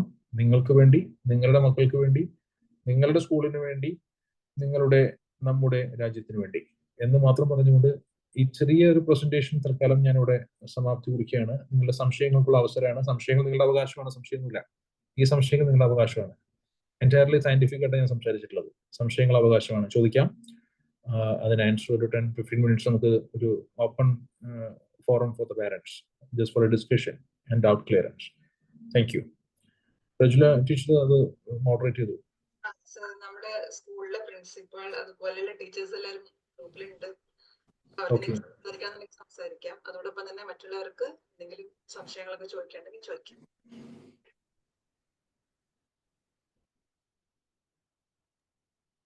Good evening sir. Very good evening. എനിക്ക് എന്തോ ക്യാമറ എന്തോ ആക്സസ് ആവുന്നില്ല, അതുകൊണ്ടാണ് ഇതാവാത്തത്. അപ്പോ ബ്യൂട്ടിഫുൾ സെഷൻ സർ. നല്ല സാറിന്റെ സംസാരം ത്രൂ ഔട്ട് കേട്ടിരിക്കാൻ തോന്നുന്ന രീതിയിലുള്ള ഒരു പ്രസന്റേഷൻ ആയിരുന്നു സാറിന്റെ. നമ്മുടെ പാരന്റ്സിന് എന്തൊക്കെയാണോ സംസാരിക്കുക, എന്തെങ്കിലും ഡൗട്ട് ഉണ്ടെങ്കിൽ അവർക്ക് ചോദിക്കാം. And you rightly said sir, ഞാൻ എപ്പോഴും കുട്ടികളോട് പറയുന്നതാണ്, നമ്മളുടെ ഒരു ചിന്ത അതൊരു വാക്കാവുന്നു, വാക്ക് പ്രവൃത്തിയാവുന്നു, അത് നിങ്ങളുടെ സ്വഭാവമാവുന്നു, സ്വഭാവം ശീലത്തിലേക്ക് നയിക്കുന്നു എന്നുള്ളത് ആ ഒരു രീതിയിൽ തന്നെ നമ്മളെപ്പോഴും കുട്ടികളുടെ അടുത്ത് പറയാറുള്ളതാണ്. അതേപോലെ തന്നെ ഓരോരോ കുട്ടിയുടെയും ഇപ്പൊ ഒരു താല്പര്യം അനുസരിച്ചിട്ട് എന്താണോ അതിലേക്ക് കുട്ടികളെ എത്തിക്കുക എന്നുള്ളത്, ആ ഒരു രീതി അനുസരിച്ച് നമുക്ക് മുന്നോട്ടേക്ക് കുട്ടികളെ കൊണ്ടുപോകാം എന്നുള്ളതും പാരന്റ്സുമായിട്ടും കുട്ടികളായിട്ടും ഡിസ്കസ് ചെയ്യുന്നതാണ്. ആ ഒരു രീതിയിൽ തന്നെയാണ് നമ്മൾ കുട്ടികളെ അവിടെ ഒരു നർച്ചറിങ്, ഇപ്പൊ അവിടെ ഒരു ഫാമിലി പോലെയാണ്, റാദർ ദാൻ ആൻ ഇൻസ്റ്റിറ്റ്യൂഷൻ, ആ ഒരു രീതിയിലാണ് നമ്മൾ പോണത്. അപ്പോ ആ ഒരു ഇതിലേക്ക് സാറിന്റെ ഈ വളരെ വിലപ്പെട്ട ഒരു സമയം പിന്നെ തന്നു എന്നുള്ളതിന് വളരെ വളരെ താങ്ക്സ്. അതുപോലെ പ്രജുവിന്റെ അടുത്തും നമ്മൾ നേരിട്ട് കണ്ടിട്ടില്ല തോന്നുന്നു പ്രജു, പക്ഷെ എന്നിരുന്നാലും ഒത്തിരി തവണ കേട്ടിട്ടുണ്ട്. വളരെ നല്ല കാര്യം. ഇനി പാരന്റ്സിന് എന്തെങ്കിലും ഐശ്വര്യ ഒരുപാട് ഐശ്വര്യയൊക്കെ ഉണ്ടല്ലോ, ഐശ്വര്യ, പ്രിയങ്ക, പ്രഭിത എല്ലാവരും ഉണ്ട്. അപ്പൊ എന്തെങ്കിലും കാര്യങ്ങൾ ഈ ഒരു സാറിന്റെ അടുത്ത് സംശയ നിവാരണം വരുത്തേണ്ടതുണ്ടെന്നുണ്ടെങ്കിൽ എല്ലാവരും ഒന്ന് ചോദിച്ചോളൂ കേട്ടോ. Most welcome, Kavita ma'am, for the nice appreciation. വളരെ നന്നായി സർ, വളരെ നന്നായി. ഇപ്പൊ ഞാൻ പറയുകയാണെന്നുണ്ടെങ്കിൽ നമുക്ക് ഒട്ടും മുഷിയാത്ത രീതിയിലുള്ള ഒരു പ്രസന്റേഷൻ സാറിന്റെ ഭാഗത്തുനിന്ന് വളരെ വളരെ നല്ല ശബ്ദം കേട്ടോ സർ, വളരെ നന്നായിട്ട് കേട്ടുപോകാൻ പറ്റുന്നുണ്ട്. നമുക്ക് ഒട്ടും മുഷിയാത്ത രീതിയിൽ സാർ അത് പ്രസന്റ് ചെയ്തു. വളരെ നന്നായിട്ടുണ്ടായിരുന്നു സർ. Thank you. നമുക്ക് ടീച്ചേഴ്സിന് വേണ്ടിയിട്ടും അതുപോലെ തന്നെ നമുക്ക് ഒരു പ്രോജക്റ്റ് ഉണ്ട്. ടീച്ചേഴ്സ് പാരന്റ്സ് താല്പര്യമുള്ളവർ നിങ്ങൾ ചിന്തിച്ചു നോക്കൂ. നമുക്ക് കുട്ടികളെ സംബന്ധിച്ചിടത്തോളം അവർ എത്രയോ പ്രയാസങ്ങളിലേക്ക് ഇപ്പൊ പോയിക്കൊണ്ടിരിക്കുന്നു. ഞാൻ തുടക്കത്തിൽ പറഞ്ഞു വെച്ചിരുന്നു. അതിനൊക്കെ ഒരു പരിഹാരം എന്ന് പറയുന്നത് കൗൺസിലിംഗ് അല്ല, മറിച്ച് മെന്റർഷിപ്പാണ്. ഞങ്ങൾ ഇവിടെ ഇതിന് താല്പര്യമുള്ള ടീച്ചേഴ്സിനും പാരന്റ്സിനും ഒക്കെ താല്പര്യമുള്ള ആളുകളെ ഞങ്ങൾ സെലക്ട് ചെയ്തിട്ട് 10 days ഒരു ഇന്റൻസ് ട്രെയിനിങ് പ്രോഗ്രാം കൊടുക്കുന്നുണ്ട്. കുട്ടികളുടെ പ്രശ്നങ്ങൾ എങ്ങനെ കണ്ടെത്താം, കുട്ടികളോട് എങ്ങനെയാണ് പാരന്റ്സ് എങ്ങനെയാണ് കുട്ടികളോട് ഇടപെടേണ്ടത്, അവരുടെ പ്രോബ്ലംസ് എങ്ങനെ സോൾവ് ചെയ്യാം. 10 days intense training including police department, excise department, cyber cell ഉൾപ്പെടെയുള്ള പോലീസ് ഉദ്യോഗസ്ഥർ ഉൾപ്പെടെയുള്ള ടീം നമ്മളുടെ കൂട്ടത്തിൽ സപ്പോർട്ട് ചെയ്തുകൊണ്ടുണ്ട്. അവരോടൊപ്പം ചേർന്നിട്ട് ഞങ്ങൾ 10 days ഇന്റൻസ് ട്രെയിനിങ് പ്രോഗ്രാം കൊടുത്തുകൊണ്ട് നമ്മളുടെ ഒരു ഇന്റർനാഷണൽ അസോസിയേഷൻ മെമ്പർഷിപ്പും അവരുടെ ID കാർഡും ഒക്കെ കൊടുക്കുന്ന ഒരു സിസ്റ്റം കൂടി നമുക്കുണ്ട്. അതിലേക്ക് സാർത്ഥവാഹക സംഘം എന്ന് പറയാവുന്ന ഈ കൂട്ടത്തിലേക്ക് കടന്നു വരാൻ താല്പര്യമുള്ള ടീച്ചേഴ്സിനും പാരന്റ്സിനും, അതായത് നിങ്ങളുടെ മനസ്സിൽ ഒരു കൗൺസിലർ ഒളിഞ്ഞിരിപ്പുണ്ടെങ്കിൽ, ജനങ്ങൾക്ക് വേണ്ടി, കുട്ടികൾക്ക് വേണ്ടി, ഈ ലോകത്തിന് വേണ്ടി എന്തെങ്കിലുമൊക്കെ ചെയ്യണമെന്ന് ആഗ്രഹിക്കുന്ന ആർക്കും ഇതിലേക്ക് കടന്നു വരാവുന്നതാണ്. സ്പെഷ്യൽ ട്രെയിനിങ് 10 days കിട്ടും. ആ 10 days ട്രെയിനിങ് കൊണ്ട് തന്നെ ഒരുപാട് കാര്യങ്ങൾ നമ്മൾ മനസ്സിലാക്കും, പഠിക്കും. കുട്ടികളുടെ ദുർശീലങ്ങൾ, പിന്നെ രാത്രിയിൽ കുട്ടികളുടെ ബെഡ് വെറ്റിംഗ് പോലെയുള്ള പ്രശ്നങ്ങൾ, ഇതൊക്കെ എങ്ങനെയാണ് പരിഹരിക്കേണ്ടത്, ഇങ്ങനെ ഒരുപാട് വിഷയങ്ങൾ പഠിക്കാനും മനസ്സിലാക്കാനും ഒക്കെ പറ്റിയിട്ടുള്ള മനോഹരമായ ഒരു സെഷനാണ്. അങ്ങനെ അതിലേക്ക് വരുന്ന ആളുകൾക്ക് നമ്മൾ സ്പെഷ്യൽ മെമ്പർഷിപ്പ് കൊടുത്തുകൊണ്ട് നമ്മുടെ ഭാഗമാക്കി ട്രെയിനിങ് പ്രോഗ്രാമുകളും ഡിഫറെന്റ് ആയിട്ടുള്ള കോഴ്സുകൾ പഠിക്കാനുള്ള അവസരങ്ങളും ഒക്കെ നമുക്ക് കൊടുക്കുന്നുണ്ട്. അങ്ങനെ താല്പര്യമുള്ള പാരന്റ്സും ടീച്ചേഴ്സും ഒക്കെ നിങ്ങൾക്ക് താല്പര്യം ഉണ്ടെങ്കിൽ തീർച്ചയായിട്ടും പ്രജുല മാമുമായിട്ട് കണക്ട് ചെയ്യാവുന്നതാണ്. നമ്മളോടൊപ്പം നമ്മളുടെ ഒരു ഭാഗമായി നിന്നുകൊണ്ട് നമുക്ക് ലോകത്തിന് സമാധാനവും സന്തോഷവും ഉണ്ടാക്കുന്ന വിഷയത്തിൽ ഇടപെടാം. കുട്ടികളെ നന്നാക്കി എടുക്കുന്ന വിഷയത്തിൽ തീർച്ചയായിട്ടും വളരെ വളരെ സിൻസിയർ ആയിട്ടുള്ള ഒരു എഫേർട്ട് നമുക്ക് നമ്മുടെ ഭാഗത്ത് ഉണ്ടായേ പറ്റുള്ളൂ. ഈ കഴിഞ്ഞ ദിവസം എനിക്ക് ഒരു കേസ് വന്നപ്പോ ഒരു പയ്യനെ കൊണ്ട് അവന്റെ ഫാദറും മദറും അമ്മാവനും 3 പേരും കൂടി വന്നിട്ടുള്ളത്. ഈ പയ്യന് MDMA യൂസ് ചെയ്ത പയ്യനാണ്. അവനത് അഡിക്റ്റഡ് ആയി. അവനതിലൊരു ഒരു ട്രിക്ക് ഓഫ് കൺസേൺസ് ഒന്നുമില്ല, ഒരു മനസാക്ഷിക്കൊന്നുമില്ല. ഞാൻ ഇങ്ങനെയൊക്കെ കൊണ്ടു അങ്ങനെ അവന് വേറെ ചില കാരണങ്ങളൊക്കെ പറഞ്ഞിട്ടാണ് എടുത്ത് കൊണ്ടുവരുന്നത്. അങ്ങനെ ഇവിടെ കൊണ്ടുവന്ന ശേഷം ഇങ്ങനെ ഇരുത്തിയിട്ട് എന്റെ മദർ ഇങ്ങനെ വല്ലാതെ വിലാപമാണ്. അവന്റെ ഒരു മോനെ ഉള്ളവൻ ഇങ്ങനെ ആയിപ്പോയി, എന്ത് ചെയ്യാനോ പ്രയാസമാണ് എന്നൊക്കെ പറഞ്ഞ് പൊട്ടിക്കറിയാണ് എന്റെ മുന്നിൽ വെച്ചുകൊണ്ട്. അത് കാണുമ്പോൾ അത്രയും ഫീലിംഗ് കൂടെ കറിയുമ്പോൾ നമ്മുടെ മനസ്സ് പോലും വല്ലാതെ അങ്ങ് പതറിപ്പോയി അവരെ കരച്ചിൽ കണ്ടിട്ട്. അപ്പൊ ഞാനിങ്ങനെ ഈ കുട്ടിയെ ഇവരെ ആരും അറിയാതെ പതുക്കെ ഇങ്ങനെ നോക്കി, ഇവന്റെ ഒരു മനസ്ഥിതി എന്താണ്, ഇവന്റെ അവസ്ഥ എന്താന്ന് ഞാൻ നോക്കുമ്പോ ഇവനിങ്ങനെ വെറുതെ എപ്പോഴും നോക്കിയിട്ട് ഇങ്ങനെ കാലൊക്കെ ആട്ടിയിട്ട് ഇങ്ങനെ അവരുടെ ഒരു കരച്ചിൽ എന്ന മട്ടിൽ ഇങ്ങനെ നോക്കിയിരിക്കുക, ഒരു വിലയില്ലാതെ നോക്കിയിരിക്കുകയാണ്. അപ്പൊ എനിക്ക് മനസ്സിലായി കുട്ടി അത്രയും അവരുടെ മൈൻഡ് ഹാർഡായി പോയി. അങ്ങനെ ഞാൻ പാരന്റ്സിനോട് പുറത്തിരിക്കാൻ പറഞ്ഞ് പുറത്തിരുന്നു. എന്നിട്ട് കുട്ടിയോട് ചോദിച്ചു, മോനെ നമ്മൾ ഈ ജീവിതത്തിൽ നിന്ന് മരിച്ചു പോവുക എന്നുള്ള വിഷയമില്ലേ, അങ്ങനെ മരിക്കൂല അങ്ങനെയല്ലോ ഉണ്ടോ? അപ്പൊ മരിക്കുന്നതാണോ മരിക്കൂല എന്നാണോ? ഇല്ല സാർ, നമ്മൾക്ക് മരിച്ചു പോകും. ഉറപ്പല്ലേ മരിച്ചു പോകും. ഈ മരിച്ചു പോയി കഴിഞ്ഞാൽ നമ്മുടെ ഈ പ്രവർത്തനങ്ങൾ, ഒരു കർമ്മങ്ങളൊക്കെ നമുക്ക് തിരിച്ചു വരും, അതിനനുസരിച്ചുള്ള ചില അവസ്ഥകളൊക്കെ ഉണ്ടാവുന്നത് പല മതങ്ങളിലും പറയുന്നുണ്ട്. അത് പറയാത്തൊരു മതവും ഞാൻ കണ്ടിട്ടില്ല. അപ്പൊ നീ പഠിച്ച മതത്തിൽ അങ്ങനെ ഉണ്ടോ എന്ന് ചോദിച്ചു. ഉണ്ട് സാറേ, ഞാൻ പഠിച്ച മതത്തിൽ അങ്ങനെ മരിച്ചു പോകും, സ്വർഗ്ഗമുണ്ട് നരകമുണ്ട് എന്നൊക്കെ പറയുന്നുണ്ടെന്ന് പറഞ്ഞു. അപ്പൊ ഞാൻ ചോദിച്ചു, അപ്പൊ അങ്ങനെയൊക്കെ ഉണ്ടെങ്കിൽ അപ്പൊ അതനുസരിച്ചുള്ള ചില പ്രവർത്തനങ്ങളൊക്കെ നമുക്ക് നന്മയും തിന്മയൊക്കെ തിരിച്ചറിയാനുള്ള കഴിവില്ലേ? അപ്പൊ കുട്ടി ഉടനെ പറഞ്ഞ മറുപടി, പിന്നെ സാറേ അങ്ങനെയൊക്കെ ഞാൻ മരിച്ചു പോയാൽ എനിക്ക് നരകത്തിൽ പോകാൻ ഇഷ്ടം, കുട്ടി പറയാണ്. അപ്പൊ ഞാൻ ചോദിച്ചു, അങ്ങനെയാണെങ്കിൽ മോനെ എനിക്കൊന്ന് എക്സ്പ്ലെയിൻ. ഞങ്ങളൊരു ശൈലിയാണ് കേട്ടോ, ഞങ്ങൾ കൗൺസിലിംഗിൽ ഒരു ശൈലിയാണ്, ഞങ്ങൾ തിരുത്തലല്ല. പക്ഷെ ഞങ്ങൾ പറയാൻ മോനെ അങ്ങനെയാണെങ്കിൽ നീ എനിക്കത് എക്സ്പ്ലെയിൻ ചെയ്ത് തരുമോ, അങ്ങനെ എനിക്കത് ബോധ്യപ്പെടുകയാണെങ്കിൽ എന്റെ തീരുമാനം മാറ്റാലോ, ഞാൻ നിങ്ങളൊപ്പം ചേരാം, അതിന് വേണ്ടിയിട്ടാണ്. അപ്പൊ അത് പറഞ്ഞു തരുമോന്ന് ചോദിച്ചു. സാറേ അതായത് ഈ സ്വർഗത്തിൽ എന്ന് പറഞ്ഞാൽ ഭയങ്കര ബോറായിരിക്കും. കാരണം അവിടെ ഈ കുറെ പ്രായമുള്ള താടി നരച്ച കുറെ ആൾക്കാരും കുറെ പ്രായമുള്ള അമ്മൂമ്മമാരും വല്യമ്മമാരൊക്കെ ഉണ്ടാവുള്ളൂ. അത് നരകത്തിലാണെങ്കിൽ ഞങ്ങൾ കുറെ ഫ്രീക്കന്മാരുണ്ടാവും. ആ കുട്ടി പറയാ, ഞങ്ങൾക്ക് അതാ ഇഷ്ടം, ഞങ്ങൾക്ക് ഒറ്റ നരകത്തിൽ പോലും വേണ്ടില്ല, ഞങ്ങൾ ഈ ടീമിൽ ഒന്നും മാറില്ല എന്ന് പറഞ്ഞതിന്റെ ചുരുക്കം മനസ്സിലാവും. ഇതാണ് കുട്ടികളുടെ മൈൻഡ് സെറ്റ്. ഇവരെ നമ്മൾ തിരിച്ചു കൊണ്ടുവരണമെന്നുണ്ടെങ്കിൽ വളരെ യുക്തിസഹമായി, ബുദ്ധിപരമായി, ലോജിക്കൽ റീസണിങ്, ചോദ്യത്തിന് ഉരുളക്ക് പേര് പോലെ മറുപടി കൊടുത്ത് സ്ട്രോങ് ആയിട്ട് ലൈനിൽ കൊണ്ടുവരാൻ പറ്റിയ ഒരു ടീം വേണം. അത് തീർച്ചയായിട്ടും. ആ പെർഫെക്റ്റ് ട്രെയിനിങ് ഞങ്ങൾ കൊടുക്കുന്നുണ്ട്. ഞങ്ങൾക്ക് ഒരു ഓർഗനൈസേഷൻ ഉണ്ട്. ഓർഗനൈസേഷനിലേക്കുള്ള നമ്മളെല്ലാവർക്കും അതിനകത്ത് ഒരു എൻട്രി കൊടുക്കുകയാണ്. പാരന്റ്സിന് കടന്നു വരാം. നമ്മുടെ മക്കൾക്ക് വേണ്ടിയും മറ്റുള്ള മക്കൾക്ക് വേണ്ടി ഇടപെടാൻ താല്പര്യമുള്ള പാരന്റ്സ്, ടീച്ചേഴ്സ് എന്തായാലും അതിന്റെ ഭാഗമാവേണ്ടവരാണ്. പ്രത്യേകിച്ചും കവിതാ മാമിനെ പോലെ വളരെ ആക്റ്റീവ് ആയിട്ടുള്ള ഈ വിഷയങ്ങൾ ഇടപെടുന്ന ആളെന്ന് ഞാൻ നിങ്ങളുടെ പ്രസന്റേഷനിൽ മനസ്സിലാക്കുന്നു, സംസാരത്തിൽ മനസ്സിലാക്കുന്നു. അങ്ങനെയുള്ള ആളുകളൊക്കെ കടന്നു വന്ന് അതിൽ നമുക്ക് വലിയൊരു മാറ്റം ഉണ്ടാക്കിയെടുക്കാൻ പറ്റുമെന്ന് ഞങ്ങളുടെ പ്രതീക്ഷ. ആ കൂട്ടത്തിൽ നിർബന്ധമായും പാരന്റ്സ് അവരുടെ മക്കളുടെ പാഷൻ കണ്ടെത്തണം. പാഷൻ കണ്ടെത്താതെ കുട്ടികളെ പ്രൊഫഷന് വിടരുത്. പിന്നെ കുട്ടികളെ കൊണ്ട് ഒരുപാട് നാശം ഉണ്ടാവും. അവർക്ക് ഇപ്പൊ എന്റെ പാഷൻ എന്താണെന്ന് ചോദിച്ചു കഴിഞ്ഞാൽ, ഇപ്പോ എനിക്ക് ഇപ്പോൾ ഒരാളോട് എന്നോട് കാര്യം ചെയ്യാൻ പറയുകയും അതിന് എനിക്കൊരു പ്രതിഫലം ഒന്നും ഇപ്പൊ കിട്ടിയില്ലെങ്കിൽ കുഴപ്പമില്ല, ഞാനത് ചെയ്യാം എന്ന് ഞാൻ പറയുന്ന സാധനത്തിന് എന്റെ പാഷൻ എന്ന് പറയാൻ പറ്റുള്ളൂ. അതാണ് പാഷൻ. അപ്പൊ ഒരു ഡോക്ടറോട് പറയാം, ഡോക്ടർ പെട്ടെന്ന് ഒന്ന് വരാമോ, എനിക്ക് എമർജൻസിന്റെ പിന്നെ കുട്ടിയുടെ തൊണ്ടയിൽ ഒരു മുള്ള് കുടുങ്ങിയിട്ടുണ്ട്, വലിയ പ്രയാസത്തിലാണ് എന്ന് കുറച്ച് അകലെ ഒരു 100-200 മീറ്റർ മാത്രം അകലെയുള്ള ഒരു വീട്ടിൽ താമസിക്കുന്ന ഡോക്ടറോട് ഫോൺ ചെയ്ത് പറയുമ്പോൾ ഞാൻ വരാലോ എന്ന് പറഞ്ഞ് വരുന്നത് അയാൾക്കൊരു പാഷനാണത്. ആ ഒരു മുള്ളു കൂടി എടുത്തു കൊടുക്കുമ്പോൾ കുട്ടിക്കുന്ന സന്തോഷം. എന്റെ ഒരു ടെക്നോളജിയാണത്. എന്റെ കയ്യിൽ ഞാൻ പഠിച്ചെടുത്തൊരു കരവിരുതും ഒരു കലാവിരുതുമാണ് അവന്റെ തൊണ്ടയിലെ മുള്ളെടുത്ത് മാറ്റുക. ആ ലാരിഞ്ചോസ്കോപ്പ് ഇട്ടിട്ട് വലിച്ച സാധനം സിമ്പിൾ ആയിട്ട് ഒരാൾക്കും പറ്റാത്തൊരു സാധനം എടുത്ത് കൊടുക്കുക എന്നുള്ളത് എന്റെ ഒരു കഴിവാണ് എന്ന് മനസ്സിലാക്കുന്ന ഡോക്ടർക്ക് അതിൽ താല്പര്യം ഉണ്ടാവുള്ളൂ. ഞാനിപ്പോൾ അവന്റെ തൊണ്ടയിൽ മുണ്ട് മാറ്റിയിട്ട് എനിക്കിപ്പോ എന്ത് കിട്ടാൻ, എനിക്കിപ്പോ 100-100-200 രൂപ കിട്ടും, എനിക്ക് വേറെ പണിയൊന്നുമില്ലേ എന്ന് ചിന്തിക്കുന്ന ആൾക്ക് അവൻ ഡോക്ടർ അവൻ അർഹനല്ല. അപ്പൊ ഈ പാഷനും പ്രൊഫഷനും നമ്മൾ കണക്ട് ചെയ്യുന്നത് ഈ താല്പര്യം ഉണ്ടാകുമ്പോഴാണ്. അത് എന്തായാലും പാരന്റ്സ് നിർബന്ധമായിട്ട് നമ്മുടെ മക്കളുടെ പാഷൻ കണ്ടെത്തണം. അതനുസരിച്ചിട്ട് അവരെ മുന്നോട്ട് നയിക്കണം. അതിനു വേണ്ടിയിട്ടുള്ള എല്ലാ ശ്രമങ്ങൾക്കും ഞങ്ങളുടെ ഭാഗത്തുള്ള എല്ലാ സപ്പോർട്ട്സും ഉണ്ടാകുമെന്ന് പ്രത്യേകം അറിയിക്കുന്നു. അതോടൊപ്പം തന്നെ പാരന്റ്സിന് എന്തെങ്കിലും പറയാനുണ്ടെങ്കിൽ, ടീച്ചേഴ്സിന് ഇപ്പോൾ എന്തെങ്കിലും ചോദിക്കാനുണ്ടെങ്കിൽ ചോദിക്കാവുന്നതാണ്.